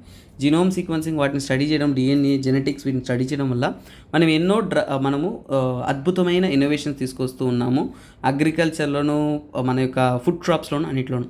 అలాగే మన డిసీజెస్ని హ్యాండిల్ చేయడానికి కూడా ఈ టెక్నాలజీ అనేది మెరుగ్గా ఉపయోగపడుతుంది. కాబట్టి ఫ్యూచర్ టర్మ్స్లో ఇలాంటి టీబీ, ఇలాంటి జబ్బులను మనం ఢీకొనడానికి, ఫేస్ చేయడానికి ఒక అద్భుతమైన సొల్యూషన్ ఫ్యాక్టర్ అనేది మనకు వస్తుందన్నమాట. సరే అని ఆ అబ్బాయికి తమిళనాడులోనే ఒక హాస్పిటల్లో మంచిగా ట్రీట్మెంట్ చేసి అలా ఉంటే అక్కడ హాస్పిటల్లో టీవీ పోతుందన్నమాట. టీవీలో ఏంటంటేనన్నా అక్కడున్న తమిళనాడు CM గారు డ్రావిడియన్ మోడల్ అని మాట్లాడుతున్నారు. ఈ డ్రావిడియన్ మోడల్ ఏంటి, ఎగ్జామ్లో మనకెలా ఉపయోగపడుతుందో అని ఒకసారి ఆలోచించాలి. సో చూడండి, ఇది సోషల్ జస్టిస్. సో ఏ టాపిక్లో వస్తుంది? సోషల్ జస్టిస్ టాపిక్లో, ముఖ్యంగా సోషల్ జస్టిస్, సొసైటీ ఆ టాపిక్స్లో వస్తుంది. సోషల్ జస్టిస్లో వస్తుంది. జిఎస్ పేపర్ 2లో గవర్నెన్స్ మోడల్లో ఇది చాలా చాలా ఇంపార్టెంట్. ఈ యొక్క ద్రావిడియన్ మోడల్ ఎక్కడి నుంచి వచ్చింది, ఎలా వచ్చింది, ఏ సిద్ధాంతంతో వచ్చిందని అసలే మీకు ఏపీపీఎస్సీ రాసిన అంటే గ్రూప్ 2లో 30 మార్కులకి మీకు ఈ యొక్క సొసైటీ ఇచ్చేశారు. సో వాటికి ఇది కూడా ఇంపార్టెంట్ అనమాట. సో అది ఎలా ఇంపార్టెంట్ ఏంటి అనేది మనం చూద్దాం ఫస్ట్ ఆఫ్ ఆల్. సో ఇక్కడ చూడండి, ఈ కరెంట్ అఫైర్స్ ఇంపార్టెంట్ కాదు, ఈ పదం ఒక్కటే ఇంపార్టెంట్. ఓకేనా? సో ఫస్ట్ ఆఫ్ ఆల్ చూడండి, ద్రావిడియన్ మోడల్. ఓకేనా? ద్రావిడియన్ మోడల్ అంటే ఏంటి? ఓకేనా? ద్రావిడియన్ మోడల్ అంటే ఏంటి అనేది మనం తెలుసుకుందాం. సో ఇక్కడ ఏం మాట్లాడుతున్నారో చూద్దాం. సో ఇక్కడ చూడండి, వారు మాట్లాడిన difference between caste, religion, power and arrogance. So ఇవన్నీ కూడా ద్రావిడియన్ మోడల్లో ఉండకూడదు. ఓకేనా? సో అనేది క్లియర్గా చెప్పారు. సో మొత్తానికి ఏంటంటేనన్నా, సో ఇక్కడ చూద్దాము, ద్రావిడియన్ మోడల్ గురించి మనము బేసిక్ ఎలిమెంట్స్ అనేది తెలుసుకుందాం. సో ఈ ద్రావిడియన్ మోడల్ ఎప్పుడు వచ్చిందంటే, ఎలా వచ్చిందంటేనన్నా, కొద్దిగా బ్యాక్గ్రౌండ్ స్టోరీలోకి వెళ్ళామంటే 1919 మోడర్న్ ఇండియా చెప్పేటప్పుడు మీరు మాంటెగో క్లెంఫర్డ్ రిఫార్మ్ చదువుతారు. ఓకేనా? మాంటెగ్యూ క్లెంఫర్డ్ రిఫార్మ్. సార్ సంబంధం లేకుండా ఎక్కడి నుంచి చెప్తున్నారే సార్ అంటారు, కానీ మనం అర్థం చేసుకుంటేనే సంబంధం అర్థం. ఎందుకంటేనన్నా, ఈ మాంటెగో క్లెంఫర్డ్ రిఫార్మ్లో ఏంటంటేనన్నా డయార్కీ అనేది ఇంట్రడ్యూస్ చేశారు. ఓకేనా? Dyarchy at provincial level, dyarchy at provincial level. So ఇలాంటి లింక్ మీరు చాలా కష్టం నాన్న. సో ప్రావిన్షియల్ లెవెల్లో ఏంటంటే డయార్కీ తెస్తారు, అంటే అక్కడ తెచ్చినప్పుడు పార్టీ ఎలక్షన్స్ అనేది కండక్ట్ చేశారు. 1920 నుంచి కూడా 1937 వరకు ఎలక్షన్స్ అనేది కండక్ట్ చేశారు. ఎలక్షన్ కండక్ట్ చేస్తున్నప్పుడు ఆ ఎలక్షన్స్లో ఏంటంటే ఒక పార్టీ అనేది ప్రముఖంలో మెడ్రాస్ ప్రావిన్స్లో వస్తుంది. సో ఆ ఎలక్షన్స్లో మెడ్రాస్ ప్రావిన్స్లో వచ్చింది జస్టిస్ పార్టీ. సో మీకు ఇక్కడ రాస్తానండి, బాగుంటుంది. ఓకేనా? Justice party. సో అప్పుడు ప్రముఖంలోకి వచ్చింది జస్టిస్ పార్టీ. ఈ జస్టిస్ పార్టీ ఏదైతే ఉంటుందో వీళ్ళ యొక్క ఫిలాసఫీయే మెయిన్గా ఐడియాలజీ, వీళ్ళ యొక్క ఐడియాలజీ నుంచి డెవలప్ అయింది ఈ యొక్క సో కాల్డ్ మన యొక్క ద్రావిడియన్ మోడల్. సో ఈ యొక్క ద్రావిడియన్ మోడల్ అనే తర్వాత పెరియార్. ఓకేనా? పెరియార్ అనే ఒక ముఖ్యమైన so called freedom fighter, reformer, so అలాగే క్యాస్ట్ అగెయిన్స్ట్గా ఫైట్ చేసిన వ్యక్తి, తను ఈ యొక్క సో కాల్డ్ ద్రావిడియన్ మోడల్ అనేది ప్రపోజ్ చేస్తాడు. ద్రావిడియన్ మోడల్ అనేది తీసుకొస్తాడనమాట.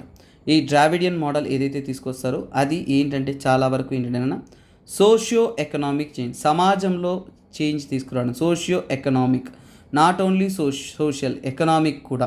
సో ఇక్కడ ఫర్ ఎగ్జాంపుల్ ఏంటంటే సో ఇప్పుడు మోడల్ అనేది తెలుసుకున్నాం. సో ఇదేంటి నాన్న, ఇది గవర్నెన్స్లో చాలా చాలా ఇంపార్టెంట్. ఎందుకంటే నాన్న ఇది ఒక గవర్నెన్స్ మోడల్. సో మనం పరిపాలన ఎలా చేయాలి అనే దాన్ని చెప్పే ఒక మోడలే ఈ యొక్క ద్రావిడియన్ మోడల్. సో ఇందులో ఏంటంటేనన్నా సో ప్రాపర్గా వాళ్ళ యొక్క ధ్యేయం, వాళ్ళ యొక్క ఎయిమ్ ఏముంటుందంటేనన్నా పీస్. సో ప్రశాంతత తీసుకురావాలి, ప్రోగ్రెస్, మనము చాలా అడ్వాన్స్డ్గా అనేది పోతూ ఉండాలి. తర్వాత ప్రాస్పెరిటీ, అందరికీ కూడా సో డెవలప్మెంట్ అనేది వెళ్ళాలి. So peace, progress and prosperity అనే ఒక సింబల్తోనే వాళ్ళు రన్ అయ్యారు. సో తర్వాత వాళ్ళ యొక్క ఎయిమ్లో ఇంకో ముఖ్యమైనదంటే సోషల్ జస్టిస్, సమాన న్యాయం అనేది అక్కడ సొసైటీలో అనేది అందాలి. సో తర్వాత రేషనల్. ఓకేనా? సో ఇది మెయిన్స్లో మీకు మీకు యూపీఎస్సీలో ఉపయోగపడుతుంది చాలా చాలా. రేషనల్ థాట్ అంటే ఏంటంటే సో ఒక సైడ్ ఫేవర్గా ఉండకుండా రేషనల్ థాట్ అనేది ఉండాలి. సో వీరి యొక్క మెయిన్ ఉద్దేశాలు ఏంటంటే ఫైనాన్షియల్ ప్లానింగ్ ఉండాలి. ఓకేనా? సో ఫైనాన్షియల్ ప్లానింగ్ ఉండాలి. ఆ ప్లానింగ్తో పాటు, ఫైనాన్షియల్ ప్లానింగ్తో పాటు ఎడ్యుకేషన్, వారి యొక్క ముఖ్య ఉద్దేశం ఏముంటుందంటే ఎడ్యుకేషను, తర్వాత హెల్త్. ఓకేనా? ఎడ్యుకేషను, హెల్త్, నెక్స్ట్ ఏంటంటే హౌసింగ్, తర్వాత న్యూట్రిషన్. సో ఇవే వారి యొక్క ముఖ్య ఉద్దేశంగా ఉంటుంది. చూడండి, మీకు కమ్యూనిజంకి, ఓకేనా, కమ్యూనిజంకి తర్వాత ఏంటంటే సో కాల్డ్ క్యాపిటలిజంకి అలాగే ద్రావిడియన్ మోడల్కి చాలా డిఫరెన్స్ ఉంటుంది. అలాగే వీరు చెబుతున్న పదాలు, వీరి యొక్క డెసిషన్ మేకింగ్ అంతా కూడా ఎలా ఉంటుందంటే యునైటెడ్ నేషన్కి చెందిన సస్టైనబుల్ డెవలప్మెంట్ గోల్స్ ఏదైతే ఉంటాయో వాటికి క్లోజెస్ట్ అరేంజ్మెంట్లో ఉంటుంది. తర్వాత వీరు చాలా వరకు గవర్నెన్స్లో ఏంటంటే డెమోక్రటిక్ గవర్నెన్స్. సో ఎక్కడా కూడా ఏంటంటే డెమోక్రటిక్, ప్రజల యొక్క మాటే వేదంగా డెమోక్రటిక్ గవర్నెన్స్ అనేది స్ట్రాంగ్గా అనేది నమ్మేవాళ్ళు. సో అలాగే ఇండియన్ కాన్స్టిట్యూషన్ని చాలా స్ట్రాంగ్గా అనేది బిలీవ్ చేసేవాళ్ళు.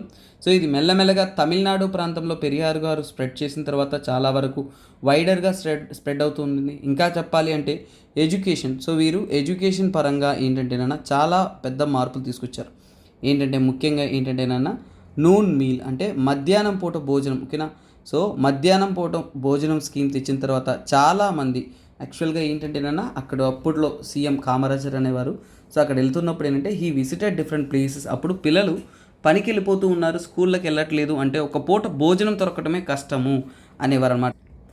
సో అలా అన్నారనేసి మధ్యాహ్నం భోజనం నేను కల్పిస్తాను, మీ పిల్లలను బడికి పంపించండి అని చెప్పేసి మధ్యాహ్న భోజనం సిస్టమ్ నూన్ మీల్స్ స్కీమ్ అనేది ఇంట్రొడ్యూస్ చేశారు. సో ఇలా ఇంకా ఏంటంటేనా స్కూల్ డెవలప్మెంట్, సో స్కూల్లో ఉంటున్న ఇన్ఫ్రాస్ట్రక్చర్ ప్రతి ఒక్కటి టీచర్ క్వాలిటీ అన్నిటినీ కూడా డెవలప్ చేశారు.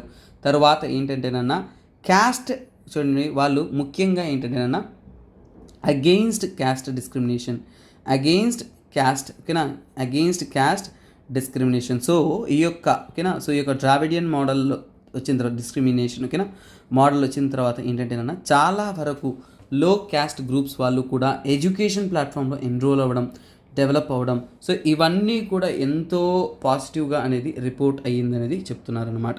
సో ఇక్కడ ఏంటంటేనన్నా సో ఇలాంటి చేంజెస్ జరిగిన తర్వాత ఏంటంటే this showed the greatness of our Dravidian model of governance అనమాట. సో మనకి ఇక్కడ కూడా ఏంటంటే ఎగ్జామ్ పాయింట్ ఆఫ్ వ్యూ అంటే Dravidian model is a very very crucial thing. You need to understand. So అసలు ఏంటది, ఎక్కడి నుంచి తెచ్చింది, సో ఏంటి వారి యొక్క సిద్ధాంతం, బ్యాక్గ్రౌండ్ స్టోరీ ఏంటి, ఇలాంటి కనెక్టివిటీ ఏర్పాటు చేస్తేనే మీకు సబ్జెక్ట్ అనేది మీకు కనెక్ట్ అవుతుంది, సబ్జెక్ట్ అనేది మీకు అర్థమవుతుంది. రేపు ఈ యొక్క క్లాస్ వింటే చాలు మీరు ఏదైనా కానీ మీరు అటెండ్ చేయొచ్చు అనే ఒక కాన్ఫిడెన్స్ అనేది మీలో వస్తుందన్నమాట. So this is what about Dravidian model. చూడ్డానికి చిన్న కాన్సెప్ట్ ఎక్కడో అనుకుంటాం, కానీ మోడర్న్ ఇండియాలో మాంటెగో క్లంఫర్డ్ రిఫార్మ్లో ఈ పాయింట్ డయార్గియట్ ప్రావిన్షియల్ లెవెల్ని లింక్ చేసుకుంటూ అక్కడి నుంచి మనకి ద్రావిడియన్ మోడల్ ఎలా ఎవాల్వ్ అయ్యింది అనేది మనకి తెలుస్తుంది. సో ఇలా వీళ్ళు చాలా వరకు నన్ను సమాజంలో న్యాయాన్ని తీసుకురావడానికి, అలాగే వాళ్ళు ఎక్కువగా ఏంటంటే క్యాస్ట్ డిస్క్రిమినేషన్ వ్యతిరేకిస్తారు. సమానత్వం వారి యొక్క మెయిన్ సిద్ధాంతం ఏంటి, ఈక్విటీ, అందరూ కూడా సమానమే, అలాగే డెవలప్మెంట్ కూడా సమానంగా రీచ్ అవ్వాలని. అందుకనే ఏంటంటే తమిళనాడు చూసుకున్నారంటే one of the developed state కేటగిరీలో ఇది టాప్ లిస్ట్లోనే ఉంటుందన్నమాట. సో ముఖ్యంగా కారణం ఏంటంటే వాళ్ళు ఫాలో అయింది ద్రావిడియన్ మోడల్, అలాగే వన్ ఇండియా సిస్టమ్ వాటన్నింటిని కూడా వాళ్ళు వ్యతిరేకిస్తారు. This is what part of them. So ఇక్కడ చూడొచ్చు ఈ స్టేట్మెంట్. సో చూడండి, ఈ ఐడియాలజీ ద్రావిడియన్ మోడల్ ఐడియాలజీ అనేది ఏంటంటే వన్ ఇండియా అనే ఐడియాలజీకి అనేది అగెయిన్స్ట్. సో ఇక్కడ రీజనల్ డెవలప్మెంట్ మీదే వీళ్ళు కాన్సన్ట్రేట్ అనేది చేస్తూ ఉన్నారు. అలాగే తమిళనాడు తీర ప్రాంతానికి వస్తే అక్కడ ఒక హెలికాప్టర్ అనేది తిరుగుతుంది. సడన్గా అది కుప్పకూలిపోయిందనమాట. అయ్యయ్యో ఏంది హెలికాప్టర్ ఎందుకు కుప్పకూలిపోయిందని చూస్తా అంటే సో వాటి గురించి స్టడీస్ అనేది వాళ్ళు రిపోర్ట్ కమిటీ అనేది చేస్తూ ఉంటారు. మనకేం తెలియాలా ఆ హెలికాప్టర్ మోడల్ ఏంటి అది దాని యొక్క పర్పస్ ఏంటి. సో ALH-MK3 రీసెంట్గా ALH-MK3 అనేది మన స్క్వాడ్రన్లో, కోస్ట్ గార్డ్ స్క్వాడ్రన్లో అనేది ఇంక్లూడ్ అనేది చేస్తున్నారు. సో రీసెంట్గా ఏంటంటేనన్నా సో ఇక్కడ చూడొచ్చు crash landing of the army's advance light helicopter ALH. So ఇక్కడ చూడండి ALH అనే ఫుల్ ఫామ్ ఏంటి, సో దాని యొక్క కొన్ని పాయింట్స్ మీకు డిఫెన్స్ రిలేటెడ్ కరెంట్ అఫేర్స్లో మీకు చాలా చాలా ముఖ్యంగా అనేది వస్తుంది. So let us understand that in a exam point of view. So ఇది చూడండి indigenously. So what is indigenous? So indigenously అంటే ఏంటంటే మన ఇండియాలోనే తయారీ చేశారు. ఇండిజినస్లీ అంటే ఇండియాలోనే తయారీ చేశారు. ఎవరు తయారు చేశారంటే హిందుస్థాన్ ఏరోనాటికల్ లిమిటెడ్. ఎవరు తయారు చేశారు? హిందుస్థాన్. ఓకేనా, హిందుస్థాన్ ఏరోనాటిక్స్. ఓకేనా, హిందుస్థాన్ ఏరోనాటిక్ లిమిటెడ్. సో దాన్నే మనం HAL అంటాం. ఈ కంపెనీ తరపునే దీన్ని మ్యానుఫ్యాక్చర్ అనేది చేశారు. సో అలాగే ఇది అడ్వాన్స్ లైట్ హెలికాప్టర్స్. సో ఓకేనా, సో చాలా వరకు ఏంటంటేనా వీటి యొక్క ఆపరేషన్ ఏంటి, వీటిని ఎక్కడ ఇంక్లూడ్ చేశారు, ఇది మన ఇండియా యొక్క ఓకేనా ఇండియా యొక్క కోస్ట్ గార్డ్లో ఇంక్లూడ్ చేశారు. ఓకేనా, కోస్ట్ గార్డ్లో దీన్ని అనేది ఇంక్లూడ్ చేశారు. తర్వాత మనం తెలుసుకోవాలి పాయింట్ ఆఫ్ వ్యూ అంటే దీంట్లో ఏమేమి ఫెసిలిటీస్ ఉంటాయి. ముఖ్యంగా దీంట్లో రాడార్ ఉంటుంది, అడ్వాన్స్డ్ రాడార్ సిస్టమ్ ఉంటుంది. తర్వాత ఏంటంటేనన్నా ఫుల్గా ఏంటంటేనన్నా ఆప్టికల్ సెన్సార్స్. సో అక్కడ ఎలక్ట్రో ఆప్టికల్ సెన్సార్స్ ఏవైతే ఉంటాయో ఆ సెన్సార్స్ అనేది క్వాలిటీగా అనేది ఉంటుంది. తర్వాత తీసుకున్నారు అంటే ఇందులో యూజ్ చేసిన ఇంజిన్ని ఏమంటారంటే శక్తి ఇంజిన్. సో గుర్తుపెట్టుకోండి, ఎందుకంటే ఈ మధ్య కాలంలో చూడండి ఇక్కడ ఫర్ ఎగ్జాంపుల్ ఇస్రోలో లాంచ్ చేసిన ఇంజిన్ ఇవన్నీ అడుగుతుంటారు కాబట్టి శక్తి ఇంజిన్ అనేది మన హెలికాప్టర్లో ఉపయోగించారనే పాయింట్ గుర్తుపెట్టుకుంటే చాలు. ఇస్రో కాదు అనేది మనం ఈజీగా గుర్తుపెట్టుకోవచ్చు. తర్వాత ఏంటంటేనన్నా ఇది ముఖ్యంగా ఏంటంటే సర్చ్ అండ్ రెస్క్యూ ఆపరేషన్స్. ముఖ్యంగా దీని యొక్క పని ఏంటంటేనా సెర్చ్ అండ్ రెస్క్యూ ఆపరేషన్స్లో ఎక్కువగా అనేది ఇన్వాల్వ్ అయ్యి ఉంటాయి. ఓకేనా. సో అలాగే ఏంటంటేనన్నా దీంట్లో ఏంటంటేనన్నా మనము రెస్క్యూయింగ్ మాత్రం కాకుండా మెషిన్ గన్ మౌంటింగ్ అనేది ఇది యుద్ధానికి ఉపయోగించే హెలికాప్టర్ కాదు అనేది మీరు ఒక పాయింట్ గుర్తుపెట్టుకోవాలా, చాలా చాలా ఇంపార్టెంట్. కాకపోతే దీంట్లో హెవీ మెషిన్ గన్ అనేది మనం మౌంట్ చేసుకోవచ్చు. హెవీ మెషిన్ గన్ మౌంట్ చేసేదానికి అవకాశం ఉంటుంది. ఎమర్జెన్సీగా ఏదైనా యుద్ధాల సమయంలో మార్చుకోవచ్చు కానీ బట్ జనరల్లీ ఇది కాదు అన్నమాట. తర్వాత ఏంటంటేనా అలా మెడికలీ ఇల్ పేషెంట్స్ ఎవరన్నా ఉన్నారు అంటే సో అలాంటప్పుడు ఇక్కడ మెడికల్ ఐసీయూ ఓకేనా, ఐసీయూ క్యారీ చేసే కెపాసిటీ కూడా ఉంది. సో ఇది దీని యొక్క గొప్పతనం, ప్రాముఖ్యత అన్నీ కూడా. రీసెంట్గానే 2022లో చాలా వరకు నెంబర్ ఆఫ్ థింగ్స్ అనేది దీన్ని ఇంక్లూడ్ అనేది చేస్తారు. సో ఇక్కడ చూడొచ్చు అరౌండ్ 300 ALHs మన ఇండియాలో ఏంటంటే 300కి పైగా అడ్వాన్స్ లైట్ హెలికాప్టర్స్ అనేది సర్వీసింగ్లో ఉన్నాయి. ముఖ్యంగా ఏంటంటే కోస్ట్ గార్డ్లో అనేది ఇవి ఉన్నాయి. అందులో MK1, MK3, MK4 అనేవి కూడా ఇంక్లూడ్ చేశారు. అలాగే మనం ఏమంటాం వాటిని which is also called as Rudra weapon system integrated. So దీంట్లో ఏంటి మనం రుద్ర వెపన్ సిస్టమ్ అనేది వీటితో ఇంటిగ్రేట్ చేసి అనేది ఉంటామన్నమాట. సో రుద్ర అనేది ఏంటి మన ఇండియా యొక్క వెపనరీ సిస్టమ్ అనేది మీరు గుర్తుపెట్టుకోవాలన్నమాట. సో నెక్స్ట్ కరెంట్ అఫైర్స్ చూసారంటే ఇక్కడ Khalistani terrorist wanted under UAPA killed in Pakistan. So ఈ కరెంట్ అఫైర్స్ మనకి ఇంపార్టెంట్ కాదు, ఈ పేరు మీరు ఎక్కువగా వింటారు. ఏంటది? ఖాలిస్తాన్. సో అసలు ఈ ఖాలిస్తాన్ అనే కాన్సెప్ట్ ఏంటి? ఇది నేను మ్యాప్ ఓరియంటెడ్గా టీచ్ చేద్దాం అనుకున్నాను. ఒక బేసిక్స్ చెప్పేసి నేను మీకు దీన్ని మ్యాప్ ఓరియంటెడ్గా అనేది తీసుకెళ్ళిపోతాం అనమాట. సో ఇక్కడ చూద్దాం. సో ఇక్కడ చూడండి, ఖాలిస్తాన్ మూమెంట్ మనకి తెలియాల్సిందంటే ఖాలిస్తాన్ మూమెంట్ అనేది ఏంటి? ఈ మధ్యకాలంలో మీకు న్యూస్లో చాలా వరకు హల్చల్ రేపుతూ ఉంటుంది. కానీ రోజు హిందూ అనాలిసిస్ చేస్తున్నప్పుడు ప్రతి విషయాన్ని మనం కవర్ చేయాలి కాబట్టి ఒక ఓవర్వ్యూగా కానీ ఎంత డెప్త్ వస్తే ఎడిటోరియల్ ఆర్టికల్ ఉన్నప్పుడు డెప్త్ వెళ్తాము, లేనప్పుడు మనం పైనే వెళ్తాం. ఓకేనా. సో ఖాలిస్తాన్ మూమెంట్ గురించి చూస్తున్నా అంటే ఇది ఒక సిక్ సపరేట్ మూమెంట్. ఓకేనా. Sikh separatist movement. సిక్కులంతా కూడా వారికంటూ ఒక సపరేట్ కంట్రీ కావాలి అనే దానికోసం వారు సపరేటిస్ట్గా ఒక మూమెంట్ లాంచ్ చేశారు. దాన్నే మనం ఏమంటామంటే ఖాలిస్తాన్. ఈ ఖాలిస్తాన్ అనే పదానికి అర్థం ఏంటంటే the land of pure. So దానికి మీనింగ్ ఏంటి? The land of the pure అనేది దాని యొక్క మీనింగ్ అనమాట. The land of the pure అంటారు. ముఖ్యంగా ఏంటంటేనన్నా ఇది హోమ్ ల్యాండ్ ఆఫ్ సిక్. ఓకేనా. ఏమంటారంటే మనం దీన్ని హోమ్ ల్యాండ్ ఆఫ్ సిక్ అని అంటారు. అంటే సిక్కుల యొక్క నేటివ్ అనేది. సో యాక్చువల్గా ఏంటంటేనన్నా వీరి యొక్క టెరిటోరీ ఓకేనా, వీరి యొక్క టెరిటోరియల్ ఎక్స్టెన్షన్ అనేది వారు చెబుతున్న దాని ప్రకారం ఏంటంటేనన్నా ఇది పంజాబ్. యాక్చువల్గా ఏంటంటేనన్నా పంజాబ్ అనేది మన ఇండియాలోనూ ఉంది, తర్వాత ఏంటంటేనన్నా పాకిస్తాన్లోనూ ఉంది. ఈ రెండు పంజాబ్స్ కలిపేసుకోవాలి. తర్వాత కొంత భాగం హర్యానా, కొంత భాగము తర్వాత ఏంటంటేనన్నా జమ్మూ అండ్ కాశ్మీర్లో కొంత భాగము. సో ఇవన్నీ కూడా ఇంక్లూడ్ చేసుకునేసి ఏంటంటేనన్నా వారు ఒక ఖాలిస్తాన్ అనేది ఫామ్ చేయాలి. ఇది not only Jammu and Kashmir, Rajasthan ఓకేనా, తర్వాత హిమాచల్ ప్రదేశ్ వాటన్నిటిలో కూడా కొంత భాగం అనేది ఇంక్లూడ్ అయింది.